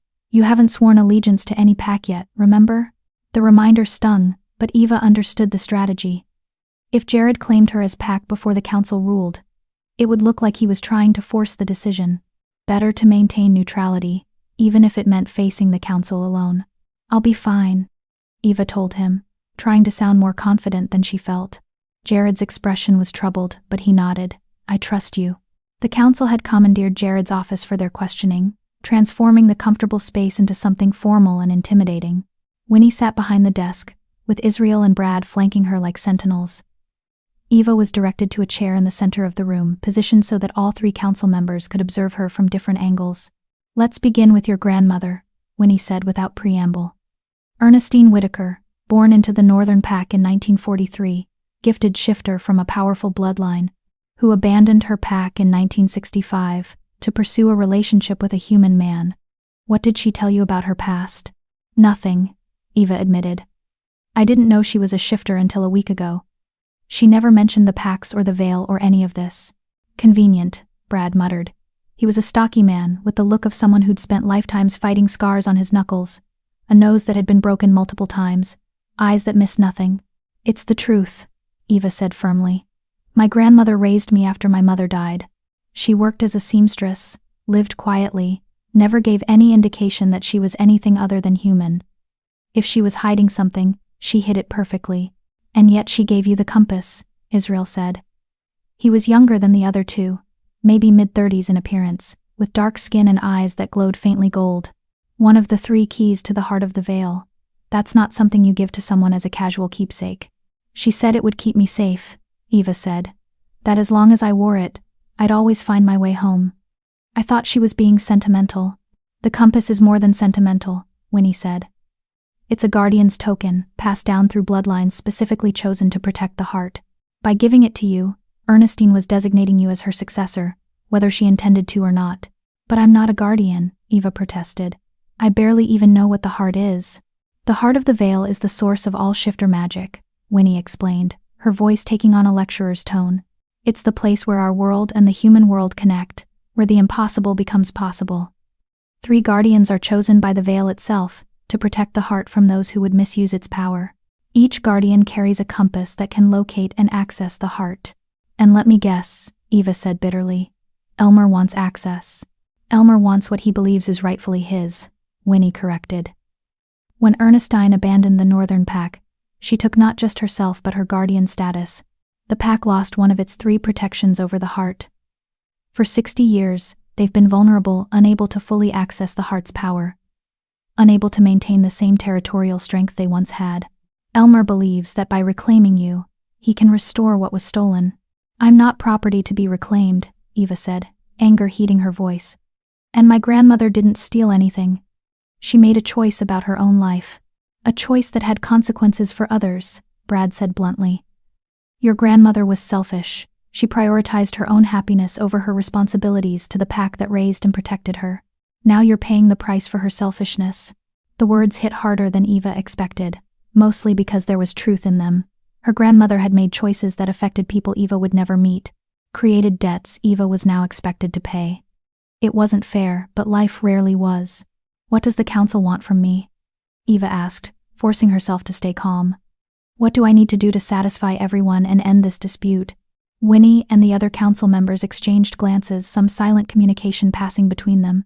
There are 3 options, Winnie said finally. First, you can join the Northern Pack willingly, swear allegiance to Elmer, accept his authority, and work with him to restore the guardian bond his pack lost. This would satisfy treaty law and nullify all grievances. And make me a prisoner, Eva said flatly. Elmer would control when and how I access the heart. Use me as a weapon against anyone he considers an enemy. No. Second option, Winnie continued as if Eva hadn't spoken. You can renounce your shifter nature entirely. We have healers powerful enough to permanently suppress your wolf. Bind it so deeply you'll never shift again. You'd live as a human, give up the compass and any claim to guardian status. And both packs would be required to leave you alone. And spend my life feeling incomplete, Eva said, remembering what Stephanie had told her about shifters who rejected their nature, dreaming of something I can never have again. Always feeling like a piece of me is missing. That's not freedom. That's a different kind of prison. Then we come to the third option, Winnie said, her expression grave. You undergo the trial of the heart. You journey to the heart of the veil, face whatever challenges it presents, and let it judge whether you're worthy to be a guardian. If you succeed, you claim your grandmother's legacy, and the council will recognize your independence. No pack can force your allegiance. If you fail, she paused. Most who fail the trial don't survive it. The room fell silent. Eva could hear her own heartbeat, feel the weight of 3 sets of eyes watching her. What kind of challenges? Eva asked. No one knows, Israel said. The heart tests each person differently, according to their weaknesses and strengths. Some face physical trials, combat against impossible odds. Others face mental challenges, puzzles that test wisdom and judgment. The only commonality is that everyone who enters the heart must face their greatest fear and overcome it.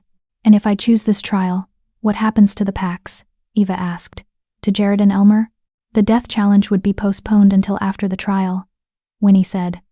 If you succeed and claim guardian status, the challenge becomes moot. Guardians exist outside pack hierarchy. If you fail and die, well, then there's nothing left to fight over. How comforting, Eva muttered. There is one more thing you should know, Brad added, his scarred face serious. If you succeed in the trial and become a guardian, you'll be bound to the heart in ways you can't imagine. Your life will no longer be entirely your own. You'll age slower than normal shifters, live potentially for centuries, and be compelled to protect the heart above all other concerns, including your own happiness or the happiness of those you care about. Your grandmother escaped that fate by giving up her powers. If you claim them, there's no escape, ever. The weight of that statement crashed over Eva like a wave. This wasn't just about surviving or choosing a pack. This was about determining the entire trajectory of her life, potentially for centuries. When do I have to decide?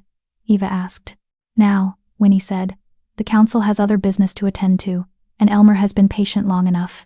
Choose, Eva Thompson. Choose your fate. Eva closed her eyes, her mind racing through the options. Join Elmer and live as a prisoner. Suppress her wolf and live as half a person. Or face the trial and risk everything for a chance at true freedom.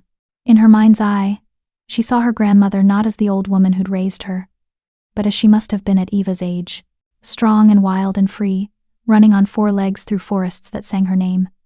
And she saw the moment Ernestine had given that up, choosing love over power, family over duty. The compass points to home, Rebecca had said. And home is the space between who you were and who you're becoming. Eva opened her eyes.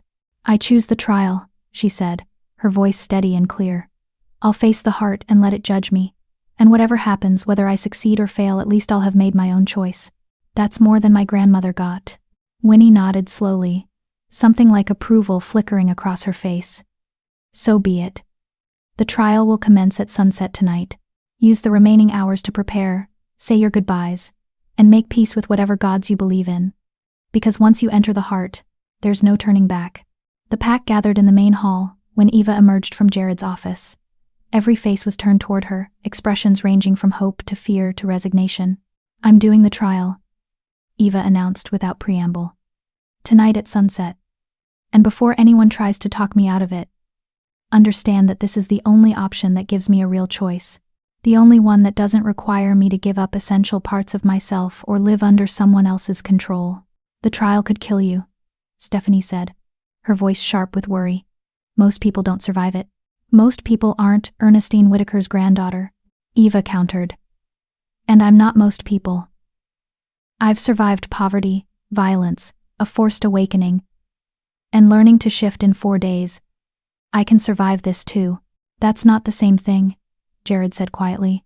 He'd been standing at the edge of the group, but now he moved forward. Those were physical challenges. The trial tests more than just your body, it tests your soul. Everything you are, everything you fear, everything you've buried deep and hope to never face again. It will drag all of that into the light and force you to confront it. Then I'll confront it, Eva said, meeting his amber eyes. What choice do I have? Join Elmer? Suppress my wolf? Those aren't real options, Jared. They're just different ways of giving up. And dying is better? Stephanie demanded. Living as myself for a few hours and dying is better than living as someone else's prisoner for years, Eva said firmly. Yes, my grandmother gave up everything so I could have choices. I'm not going to waste that gift by choosing the safe cage over the dangerous freedom. Jared stared at her for a long moment. Then, surprisingly, he smiled, fierce and proud and full of something Eva couldn't quite name. You really are her granddaughter, he said softly. She would be so proud of you. Or she'd think I was an idiot for choosing the most dangerous option, Eva said, trying for humor to cover the fear churning in her stomach. Both can be true, Todd offered from across the room. Ernestine was famous for making incredibly brave, incredibly stupid decisions. Looks like it runs in the family. Despite everything, Eva laughed. Thanks. That's very comforting. We have 8 hours until sunset, Rebecca said, moving to Eva's side. That's not a lot of time to prepare, but it's enough. Come with me. I have things you'll need. Rebecca led Eva back to the healing room, where she'd laid out an array of items on the bed, a leather pack, several bottles of glowing liquid, strips of cloth marked with symbols Eva couldn't read, and a knife with a blade that seemed to absorb light. Standard trial gear, Rebecca explained. Water that will keep you hydrated, no matter how long you're in the heart. Bandages that will heal minor wounds. The knife is obsidian, forged in the veil itself. It can cut through magical barriers and creatures that normal weapons can't harm. You've done this before, Eva realized. Helped someone prepare for the trial. Rebecca's expression went distant and sad. Once, 23 years ago, a young man named Gary Olson, who thought he could claim guardian status and use it to unite the packs under his leadership. He was strong, skilled, confident. Everyone thought he'd succeed. She paused. They found his body 3 days later, just outside the Heart's entrance. Dead from what looked like fear itself, no wounds, no injuries, just stopped. Eva felt a chill run down her spine. You're trying to comfort me, right? Because this is having the opposite effect. Rebecca's smile was thin. I'm trying to prepare you. The Heart doesn't kill people with weapons or violence. It kills them with truth. With the things they can't face about themselves. Gary was strong, but he was also arrogant, convinced of his own righteousness. The Heart showed him what he really was underneath all that bravado, and he couldn't survive the revelation. So I need to know myself, Eva said. Be honest about my flaws and fears. You need to be willing to face them, Rebecca corrected. Knowing and facing are different things. I know I'm afraid of losing the people I love, but actually confronting that fear, experiencing it fully, surviving it, that's something else entirely. She picked up the knife and pressed it into Eva's hand. Your grandmother carried this blade, used it to carve her mark into the Heart's door before she left. I kept it for her, hoping someday it might be useful again. Now it's yours. Eva closed her fingers around the handle, feeling the weight of history and expectation. Did she ever regret it, giving up the guardian bond? Never, Rebecca said with absolute certainty. She told me once that some people are meant to protect the world, and others are meant to protect a single person with their whole heart. She chose to be the second kind. And she never doubted that choice, even when it cost her everything. I don't have a person to protect, Eva said quietly. I don't have a family or a love or even a permanent address. What do I have worth fighting for? Rebecca gripped Eva's shoulders, forcing her to meet her eyes. You have yourself, Eva. Your choices, your freedom, your right to exist without permission or apology. That's worth fighting for. That's worth dying for, if necessary. A knock on the door interrupted them. Jared entered, his expression troubled. Elmer's demanding to speak with you, he said. Before the trial, the council has granted him an audience. Eva's jaw tightened. Do I have to? No, Jared said. But he's claiming it's important. Something about information you need before you face the Heart. Eva wanted to refuse, wanted to send Elmer away and spend these last hours with people who actually cared about her. But some instinct whispered that whatever Elmer had to say, she needed to hear it. Fine, she said. But only with you and Rebecca present. I'm not facing him alone. They met in the clearing behind the den house, with the council representatives observing from a distance. Elmer stood in the center, looking as composed and dangerous as ever, his pale blue eyes tracking Eva's approach like a predator watching prey. Eva, he said, inclining his head in a gesture that might have been respect or mockery. Thank you for agreeing to speak with me. What do you want, Elmer? Eva asked, too tired and nervous for pleasantries. To offer you a truth, Elmer said. One that Jared and his pack have been carefully avoiding. You want to know why your grandmother was able to have children despite the suppression magic? Why you inherited powers that should have died with her? Eva's heart began to pound. I'm listening. Because she made a deal, Elmer said, his voice soft and dangerous. Before she left the Northern Pack, before she took the suppression potion, Ernestine went to the Heart and bargained with the Veil itself. She offered her guardian bond, in exchange for one thing. The ability to pass her bloodline to her descendants, ensuring that even if she gave up her powers, someone would carry on the legacy. That's a lie, Jared said sharply. The Veil doesn't make deals. Doesn't it? Elmer's smile was razor sharp. Then how do you explain Eva's existence? The suppression magic should have made pregnancy impossible.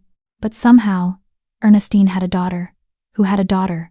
2 generations of miracles, all stemming from one woman who claimed to have given up everything. Why are you telling me this? Eva demanded, fear and anger warring in her chest. Because you need to understand what you're walking into, Elmer said. The Heart remembers your grandmother's deal. Remembers the bargain she made and the price she refused to pay. And when you walk through those doors, it will demand payment, not from her, but from you. Your grandmother escaped her obligations. You won't be so lucky. You're trying to scare me, Eva said, though her voice shook. Trying to make me back out of the trial so you can claim me for your pack. I'm trying to save your life, Elmer said. And for the first time his expression seemed almost genuine. I'm ruthless and ambitious, and willing to do terrible things to achieve my goals. But I'm not a monster, Eva. And I don't want to watch Ernestine's granddaughter die paying for her grandmother's sins. Then withdraw your challenge, Eva shot back. Leave me alone. Let me choose my own path without your pack's interference. I can't do that, Elmer said, his expression hardening. My pack needs the guardian bond restored. We've been weakened for 6 decades because of your grandmother's selfishness. If you won't join us willingly, then we have no choice but to reclaim you by force. Then I guess we're at an impasse, Eva said coldly. Because I'd rather die facing the heart than live as your prisoner. Elmer studied her for a long moment. Then he nodded slowly. Your grandmother said something similar once, the night before she left, when I begged her to reconsider. She told me that some cages were so beautiful you didn't realize you were trapped until you tried to fly, and she'd rather die flying than live comfortably in chains. He turned to leave, then paused. For what it's worth, Eva Thompson, I hope you survive the trial. I hope you claim your grandmother's legacy and become everything she was meant to be, not for my sake or my pack's sake, but for yours. You deserve better than the hand you've been dealt. Then he was gone, melting into the shadows, leaving Eva standing in the clearing with her heart racing and her mind spinning. He's lying, Jared said immediately, trying to shake your confidence before the trial. Don't listen to him. What if he's not lying? Eva asked quietly. What if my grandmother really did make a deal with the heart? What if this whole thing, my existence, my awakening, everything is just the veil collecting on a 60-year-old debt? Then you face it, Rebecca said firmly. You walk into the heart, confront whatever it throws at you, and you survive. Because that's what Whitakers do. We face impossible odds and come out the other side. How do you know? Eva whispered. Because I've known 3 generations of your family, Rebecca said. And every one of you has been stubborn, brave, and too damn proud to give up even when any sane person would have quit. That's your real legacy, Eva. Not guardian bonds or magical compasses or deals with ancient powers. Your legacy is surviving when survival seems impossible. And you will survive this. Eva wanted to believe her. Wanted to feel confident and brave. And ready. But as the sun began its descent toward the horizon, all she felt was terrified. The trial was coming, and she had no idea if she was strong enough to survive it. Sunset came too quickly. The council led Eva to a place deep in the vale she'd never seen before, a grove where the trees grew in perfect circles around a stone archway that seemed to exist in multiple dimensions at once. Looking at it made Eva's eyes hurt, like her brain couldn't quite process what it was seeing. The entrance to the heart, Winnie said, her voice solemn. Once you pass through, the trial begins. You cannot leave until you've either succeeded or failed. Time moves differently inside what feels like hours could be days out here. We'll maintain a vigil, but we cannot help you. This is your journey alone. Eva nodded, her throat too tight for words. She could feel the pack's presence behind her. Jared, Rebecca, Terry, Todd, Norman, all the others who'd come to represent family in the short time she'd known them. They couldn't go with her, but knowing they were here made the fear slightly more bearable. Any last advice? Eva asked Winnie. The council speaker was quiet for a moment. Then, the heart judges truth, not strength. Be honest about who you are, your flaws and virtues both. And remember, the only way out is through. Don't try to avoid or escape the challenges. Face them head on. Comforting, Eva muttered. She turned to face the pack one last time.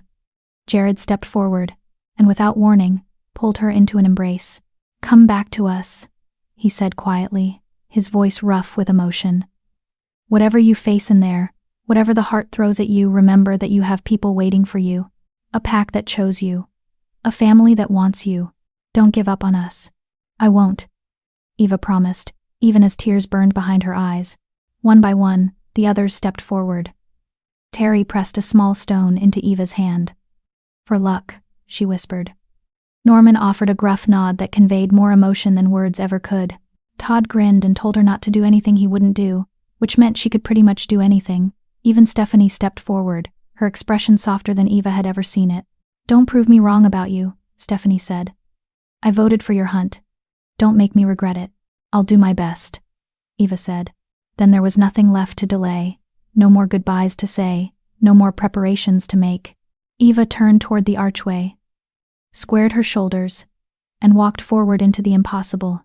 The moment she passed through the stone arch, the world changed.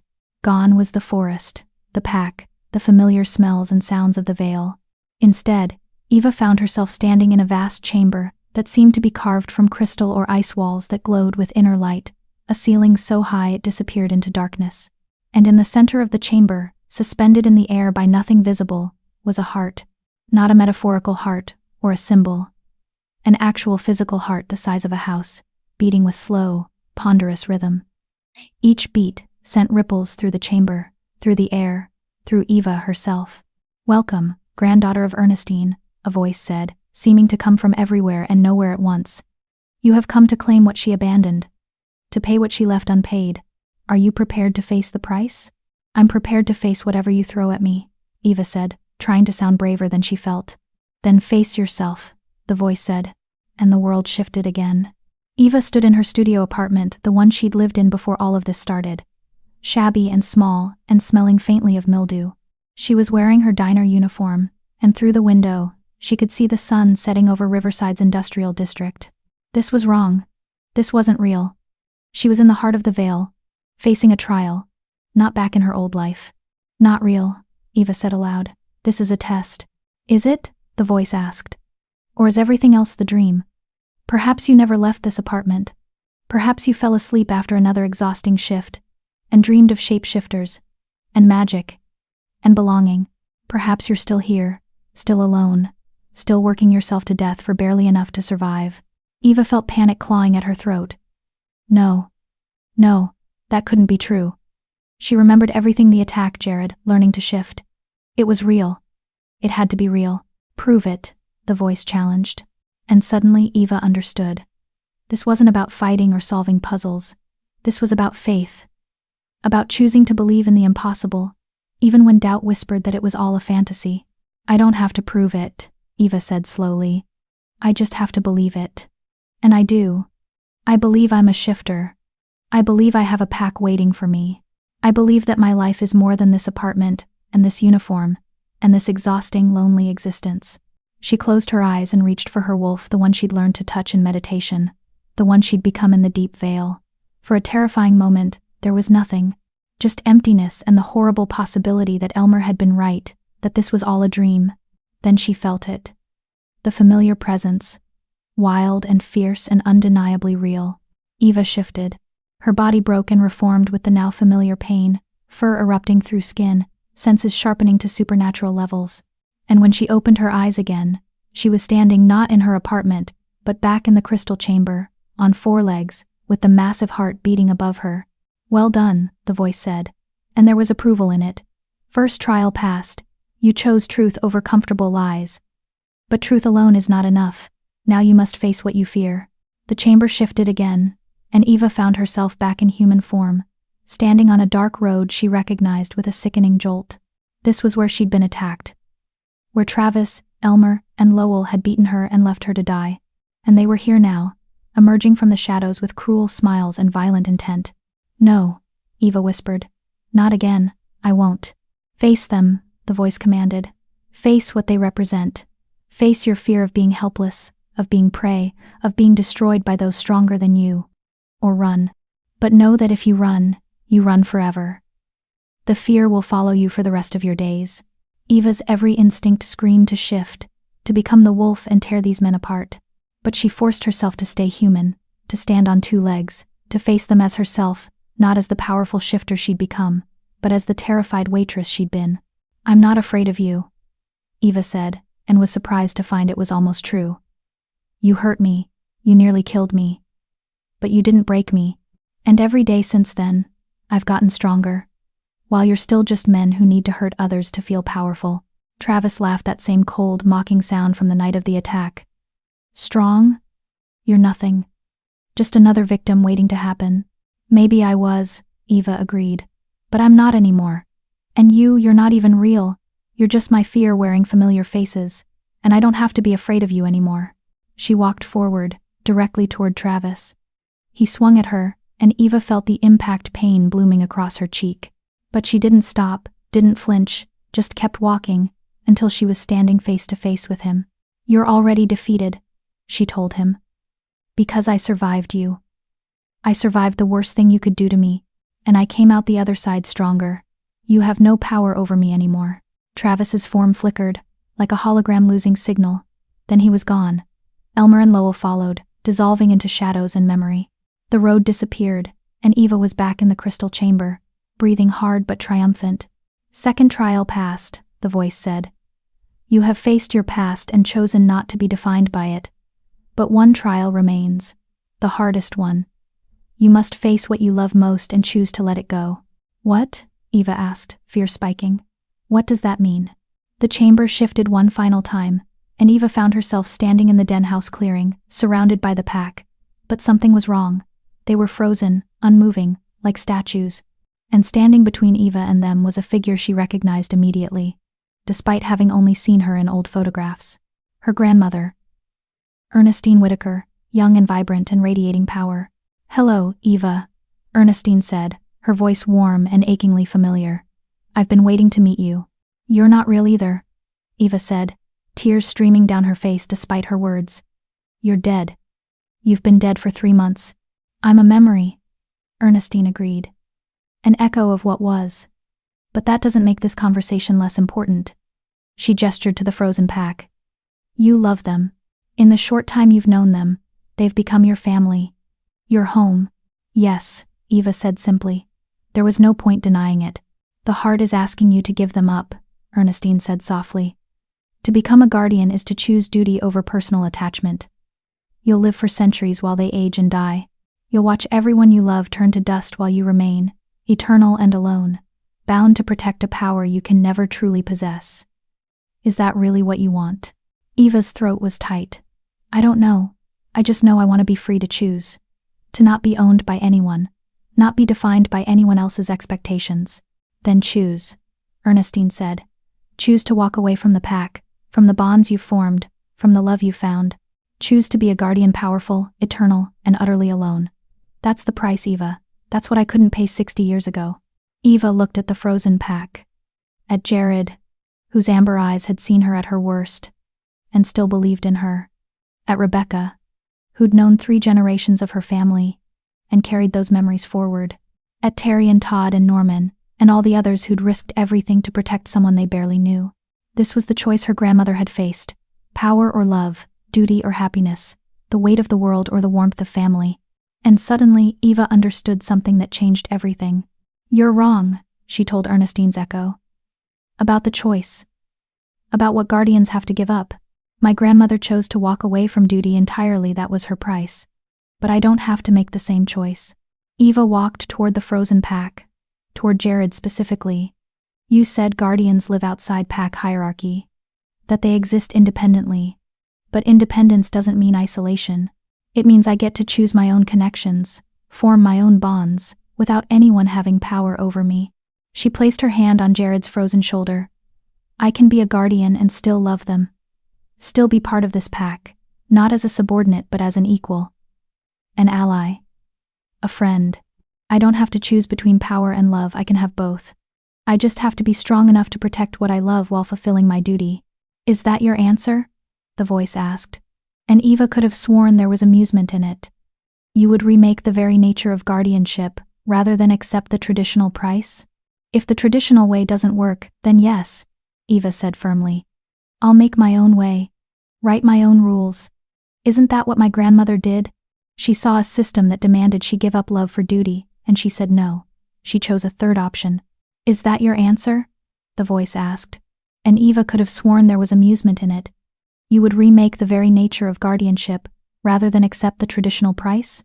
If the traditional way doesn't work, then yes, Eva said firmly. I'll make my own way, write my own rules. Isn't that what my grandmother did? She saw a system that demanded she give up love for duty, and she said no. She chose a third option. Eva turned back to face the massive heart beating in the center of the chamber. I'm not my grandmother. I'm not choosing to abandon duty for love. But I'm also not choosing to abandon love for duty. I'm choosing both. And if that's not acceptable to you, then maybe I'm not meant to be a guardian after all. The silence that followed was absolute. Even the heart seemed to pause mid-beat. Then, impossibly, Eva heard laughter. Not mocking, but genuine, warm and rich, and full of something that sounded almost like pride.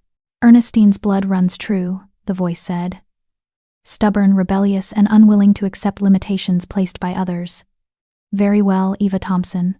You have passed the trials not by accepting their terms, but by refusing them. By insisting on your right to define yourself, rather than be defined by tradition or expectation. The frozen pack began to dissolve like morning mist, and Eva felt a pang of loss even knowing they weren't real. Ernestine's image smiled one last time before fading. Wait, Eva called out. What does that mean? Did I pass or fail? You passed, the voice said. And now Eva could hear multiple voices layered together, male and female, young and old, speaking in perfect harmony. The trials were never about following rules or accepting sacrifices. They were about understanding who you are and what you truly value. You have shown us courage, honesty, and the wisdom to reject false choices. You are worthy to be a guardian of the heart. The crystal chamber began to glow brighter, and Eva felt something changing inside her, not painful like shifting but profound. Like a door opening in her soul that she'd never known existed. Approach, the voices commanded. Eva walked forward until she stood directly beneath the massive beating heart. Up close, she could see that it wasn't made of flesh but of something else, crystallized light, maybe, or solidified magic. Each beat sent ripples of power washing over her, through her, changing her in ways she couldn't fully understand. Place your hand upon the heart, the voices said. Accept the bond, and become what you were always meant to be. Eva reached up, her hand trembling slightly as she pressed it against the surface of the heart. The moment her skin made contact, pain and ecstasy exploded through every nerve in her body. She could feel everything. The veil itself, stretching across continents and centuries, connecting shifters to their magic and their nature. She could sense every pack, every territory, every shifter alive in the world, thousands of lives burning like candles in her awareness. And she could feel the other two guardians, distant but present, ancient beings who'd held this responsibility for longer than Eva could fathom. Welcome, sister. One of them said, a woman's voice, gentle and weary. It has been so long since there were three of us. The balance is restored, another voice added, deeper, masculine, carrying the weight of ages. The Northern Pack's guardian has returned. Not the one who fled, but her worthy successor. Eva wanted to respond, wanted to ask 1,000 questions, but the power flooding through her was too intense. She could feel the compass, her grandmother's compass, currently in Elmer's possession, calling to her across the distance. It recognized its true owner, and Eva suddenly knew exactly where it was and how to reclaim it. But more than that, she understood what being a guardian truly meant. It wasn't about isolation or sacrifice. It was about standing between the veil and those who would misuse its power. About maintaining the balance between shifter and human worlds. About protecting something greater than herself without losing herself in the process. The power gradually settled, becoming part of her rather than overwhelming her. When Eva finally opened her eyes, she was back in her own body, standing in the crystal chamber, but everything looked different. She could see the layers of magic woven through the walls, could sense the currents of power flowing through the veil like invisible rivers. And she could feel the mark on her chest right over her heart burning with a pleasant warmth. She looked down and saw it. A compass rose etched into her skin, glowing faintly silver. The guardian's mark. You are bound now, the voices said. Softer now, almost gentle, bound to the heart, to the veil, to the duty of protection. But you are also free from pack hierarchies, free from territorial politics, free to walk your own path. Use this freedom wisely, Eva Thompson. And remember, guardians may live for centuries, but they are not invincible. Take care of yourself, and the connections you choose to maintain. They will be your strength in the difficult times ahead. Thank you, Eva whispered, not knowing who exactly she was thanking but needing to say it anyway. Go now, the voices said. Return to those who wait for you. Show them what you have become, and reclaim what was stolen from you. The chamber began to fade, the crystal walls dissolving into light. Eva felt herself being pulled backward, drawn toward the entrance she'd come through. For a moment she resisted, afraid that leaving would mean losing this connection, this understanding. But then she remembered Jared's words, come back to us. She had people waiting for her. A pack that had chosen her. Eva stopped resisting, and let herself be pulled home. She emerged from the stone archway into chaos. The grove was no longer peaceful. Elmer's pack surrounded the area, at least 30 shifters in various states of transformation. Some fully wolf or bear, others caught halfway between. The council representatives stood between them and Jared's pack, who'd formed a defensive line around the entrance to the heart. Everyone froze when Eva stumbled out of the archway. She knew she must look different. Could feel the power radiating from her skin, see the shocked expressions on every face as they registered what she'd become. The Guardian's mark on her chest glowed through her shirt, visible even in the dying light.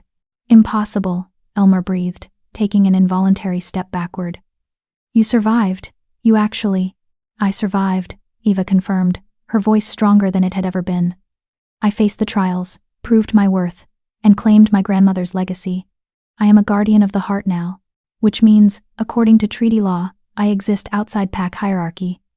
Your claim on me is void, Elmer Kerr. No, Elmer snarled, his composure finally cracking. No, this isn't how it was supposed to go. You were supposed to fail. The heart was supposed to reject you, or kill you, or something, not accept you, not give you everything. But it did, Winnie said, her voice ringing with authority. The council speaker moved forward, her multicolored eyes examining Eva with obvious interest. The mark is genuine. I can feel the heart's power in her. She is guardian now, by right of trial and victory. Then the debt is paid. Israel added, his golden eyes gleaming. Ernestine Whitaker's abandonment of her guardian duties is balanced by her granddaughter's acceptance of them. The Northern Pack's grievance is satisfied. Satisfied? Elmer's voice rose to a roar. How is this satisfied? I still don't have control over the guardian bond. She's not Pack. She's not bound by our laws or subject to our authority. How does this help me? It doesn't, Brad said bluntly. Which isn't the council's problem. You wanted the guardian position restored to someone of Whitaker blood. That's been accomplished. The fact that the new guardian won't obey you is your issue to resolve, not ours. Elmer's face contorted with rage. For a moment, Eva thought he might attack anyway, treaty or no treaty. But then his eyes locked on hers, and whatever he saw there made him pause.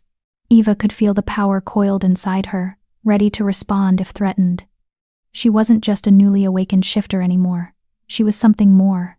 Something that even an alpha as powerful as Elmer Kerr couldn't easily threaten. This isn't over, Elmer said finally, his voice cold and controlled again. You may be a guardian, but you're still young, still inexperienced. And you've made an enemy today, Eva Thompson. Remember that. I'll remember, Eva said calmly. And you remember this. I didn't choose to be your enemy. I chose to be free. You're the one who decided that freedom was a threat.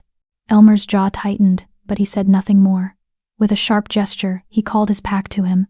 They melted back into the forest, disappearing as quickly as they'd appeared, leaving only the scent of anger and thwarted ambition behind. The moment they were gone, Eva's legs gave out. Jared caught her before she hit the ground, his arms wrapping around her with desperate relief.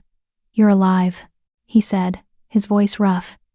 You crazy, stubborn, impossible woman, you're alive. I told you I'd come back, Eva said, managing a weak smile. Though I'll admit, there were a few moments where I wasn't sure I'd make it. The pack crowded around, everyone talking at once, asking questions, expressing relief and awe. Eva tried to respond, but found herself overwhelmed by sensation. The guardian bond had heightened her senses even more than normal shifter abilities. She could feel every pack member's emotions, sense their relief, and joy and lingering fear like physical presences. Give her space, Rebecca commanded, pushing through the crowd. She took one look at Eva and shook her head. She's on the verge of collapse. The trial takes everything out of you, and from what I can see, she's also adjusting to guardian powers that are probably overwhelming her system. We need to get her back to the den house immediately. I can walk, Eva protested weakly. No, you can't, Jared said, and before Eva could argue further, he'd scooped her up. You've done enough impossible things for one day. Let someone else do the work for a while. Eva wanted to protest, but the truth was she was exhausted beyond measure. The trials had taken more out of her than she'd realized, and the rush of guardian powers was making her head spin. She let herself relax in Jared's arms, trusting him to get her home safely. Home. When had she started thinking of the den house as home? Probably around the same time this pack of strangers had become family. Eva woke in the healing room to find sunlight streaming through the windows, and Rebecca sitting beside her bed with a cup of tea. Welcome back, Rebecca said, offering the cup. You've been asleep for 16 hours. How do you feel? Eva took inventory. Her body ached in a distant sort of way, like the memory of pain rather than the pain itself. But underneath the exhaustion was something new, a steady hum of power, warm and constant, like a second heartbeat. Different, Eva said finally. Everything feels more sharper, like someone turned up the volume on reality. That's the guardian bond, Rebecca explained. Your senses are permanently enhanced now, beyond even normal shifter levels. You'll adjust over time, learn to filter the excess input. But for the first few days, everything's going to be overwhelming. Great, Eva muttered, taking a sip of tea. It tasted impossibly complex. She could identify every ingredient, sense the exact temperature, feel the warmth spreading through her body with supernatural clarity. There's something else you should know, Rebecca said, her expression becoming serious. While you were sleeping, the council issued their formal ruling. You are officially recognized as guardian of the heart, with all the rights and responsibilities that entails. Elmer's challenge to Jared has been nullified, and the Northern Pack is forbidden from attempting to claim you by force. Relief washed through Eva. So it's really over? I'm free? You're free from pack obligations, Rebecca corrected carefully. But you're bound to the heart now, and that comes with its own set of responsibilities. The other two guardians want to meet with you, teach you what you need to know. And there will be situations that require guardian intervention, threats to the veil, disputes that only guardians can settle. Emergencies that need your specific powers to resolve. So I traded one set of obligations for another, Eva said. But there was no bitterness in her voice. This was what she'd chosen. After all, freedom to make her own decisions, even when those decisions came with consequences. The difference is that these obligations come with autonomy, Rebecca pointed out. Guardians answer to the heart, not to packs or councils or anyone else. You'll have help and guidance from the other guardians, but ultimately, your choices are your own. Eva nodded slowly, absorbing this. What about the pack? Am I still welcome here? Are you seriously asking if you're welcome? Terry's voice came from the doorway. She stood there with Todd and Norman flanking her, all three grinning widely. Eva, your pack. Guardian status doesn't change that. If anything, it makes you more valuable now we've got a guardian as an ally. That's the kind of connection other packs would kill for. Though we'd prefer you stick around because you want to, not because of political advantage. Todd added quickly. The whole family thing, remember? That doesn't go away just because you've got cosmic powers now. Cosmic powers? Eva couldn't help but laugh. Is that what we're calling it? Would you prefer mystical guardian abilities? Todd asked innocently. Because that seems like a mouthful. Cosmic powers it is, Eva agreed, warmth spreading through her chest that had nothing to do with the tea. There's someone else who wants to see you, Norman said, his expression becoming more serious. When you're ready. He's been waiting outside the room since we brought you back. Eva didn't need to ask who. She could sense Jared's presence on the other side of the door. Pack bonds were one thing, but guardian senses revealed so much more. She could feel his concern, his relief, his need to see for himself that she was truly all right. Send him in, Eva said. The others filed out, and a moment later, Jared entered. He looked exhausted, like he'd spent the entire night awake and worrying. When his amber eyes met hers, Eva saw relief so intense it was almost painful. You scared me, he said without preamble. When you went into the heart, when hours passed and we didn't know if you were alive or dead or lost forever. His voice caught. I've never been that terrified. Not even when I was 7 years old and stuck halfway between forms, screaming for help. This was worse. I'm sorry, Eva said softly. I didn't mean to worry you. Don't apologize for surviving, Jared said, moving to sit on the edge of her bed. Don't apologize for choosing your own path, even when that path was dangerous. I'm proud of you, Eva. Prouder than I have words to express. I couldn't have done it without you, Eva said. Without the pack. You gave me something to fight for, something to come back to. That made all the difference. Jared was quiet for a moment, his hand finding hers and squeezing gently. What happens now? I know guardians usually travel, move between territories, stay neutral, but I'm hoping. He stopped, seeming to struggle with his words. I'm hoping you'll stay, at least for a while. Make the den house your base of operations, if not your permanent home. I'd like that, Eva said, relief flooding through her. She hadn't realized how afraid she'd been that becoming a guardian meant leaving the pack behind. If you're sure you want a guardian underfoot, we're apparently notorious for being stubborn and difficult. Can't be worse than Stephanie, Jared said, and they both laughed. The laughter faded into comfortable silence. Jared's thumb traced circles on the back of Eva's hand, and she found herself acutely aware of him, his warmth, his presence, the complicated tangle of emotions she could sense through both pack bonds and guardian senses. "Jared," Eva said hesitantly, "can I ask you something?" "Anything." "When you saved me that night when you found me dying on the road, was it really just about the debt to my grandmother, or was there something else?" Jared's expression became complicated. "At first, yes. It was the debt. I heard your screams and recognized your bloodline, and I knew I had to reach you before anyone else did.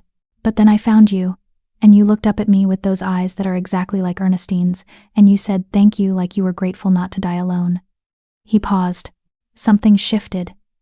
It stopped being about old debts and started being about you, about protecting someone who deserved better than what the world had dealt her.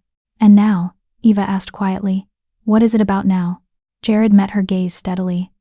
"Now it's about the fact that you're brilliant and stubborn and brave beyond measure. It's about the fact that you challenged everything I thought I knew about duty and sacrifice. It's about—" He stopped, seeming to wrestle with something. "Eva, I'm your alpha. Even as a guardian, even outside pack hierarchy, you're still connected to my pack, which means any relationship beyond friendship would be complicated, would raise questions about power dynamics and appropriate boundaries." "But?" Eva prompted, sensing there was more. "But," Jared continued, a slight smile tugging at his lips, "you've never let complicated stop you before. So when you've had time to settle into your new role, when you've figured out who you are as a guardian and what you want from your life, if you decide that what you want includes something more than alpha and pack member, more than protector and protected, I'll be here, waiting, for as long as it takes." Eva's breath caught. This was a confession and a promise, and a question all wrapped together, and she found that even exhausted and overwhelmed, and still adjusting to cosmic powers, her answer was simple. "I don't need time to figure out what I want," she said, squeezing his hand. "I've been alone my entire life, Jared. Invisible and isolated and convinced that's all I deserved. But you saw me when I was at my lowest, and you decided I was worth saving. You and this pack gave me family when I'd given up on ever having one. So yes, when things settle down, when I've learned to be a guardian, and you've had time to not be terrified that I'm going to die doing something reckless, I want more. I want whatever this is between us to have a chance to become something real." Jared's smile was like the sun coming out from behind clouds. "Then I guess we both have something to look forward to." He leaned down and pressed a gentle kiss to her forehead, chaste and careful and full of promise. "Rest now, recover, learn to be a guardian. And when you're ready, we'll figure out the rest together." The next few weeks passed in a blur of activity and adjustment. The other two guardians arrived to begin Eva's training. A woman named Jacqueline Rios, who'd been a guardian for 300 years and had the patience of a saint, and a man named Edward Irwin, whose gruff exterior hid a wicked sense of humor. They taught Eva about the heart's power, about how to sense disturbances in the veil, about the responsibilities and privileges of guardian status. Eva learned that she could travel between territories without permission, that packs were required to provide her shelter and assistance if requested, that she had the authority to settle disputes and enforce treaty law when necessary. She also learned that being a guardian meant giving up certain things, privacy, mostly, and the ability to fully disconnect from the veil's constant presence. But she also discovered unexpected benefits. Her healing was even faster than normal shifters now. She could sense when pack members were in distress or danger, even at a distance. And most surprisingly, she could communicate with the heart itself, not through words, but through impressions and emotions that helped guide her decisions. The pack adjusted remarkably well to having a guardian in residence. Stephanie remained wary but respectful. Todd declared Eva his new favorite person, after she used guardian authority to settle a territorial dispute that had been dragging on for months. Norman appointed himself her combat instructor, determined to make sure she could defend herself against threats, both physical and magical. And Jared watched over her with a mixture of pride, affection, and barely concealed attraction that made Eva's heart race every time their eyes met. 1 month after the trial, Eva stood in the clearing behind the den house and called for her compass. She'd learned this ability from Jacqueline guardians could summon their tokens from anywhere in the world, the heart's power overriding physical distance. The air shimmered, and suddenly the silver compass was in her hand, warm and familiar. The chain had been repaired, she noticed. Someone, probably Elmer, had fixed it, perhaps hoping to use the token for some purpose, but it responded only to its true owner now. Eva fastened it around her neck, feeling the weight settle against her chest right above the guardian's mark. Her grandmother's legacy and her own achievement, combined into one symbol of everything she'd survived and everything she'd become. "Suits you," Jared's voice said from behind her. Eva turned to find him watching her with those intense amber eyes. A month had passed, and things had settled into a new normal. She'd learned to control her guardian powers, found her place in the pack, proven herself capable of handling her responsibilities. It was time. "Walk with me?" Eva asked, holding out her hand. Jared took it without hesitation, his fingers warm and strong as they laced through hers. They walked into the forest, following paths Eva now knew by heart, until they reached a clearing she'd discovered during one of her meditation sessions. It was peaceful here, away from the den house and prying eyes, just the two of them and the forest that had become home. "I've been thinking," Eva said, turning to face him. "About what you said. About waiting until I figured out who I am and what I want." "And?" Jared asked, his voice carefully neutral even as hope flickered in his eyes. "And I've figured it out," Eva said. "I'm Eva Thompson, waitress turned shifter turned guardian.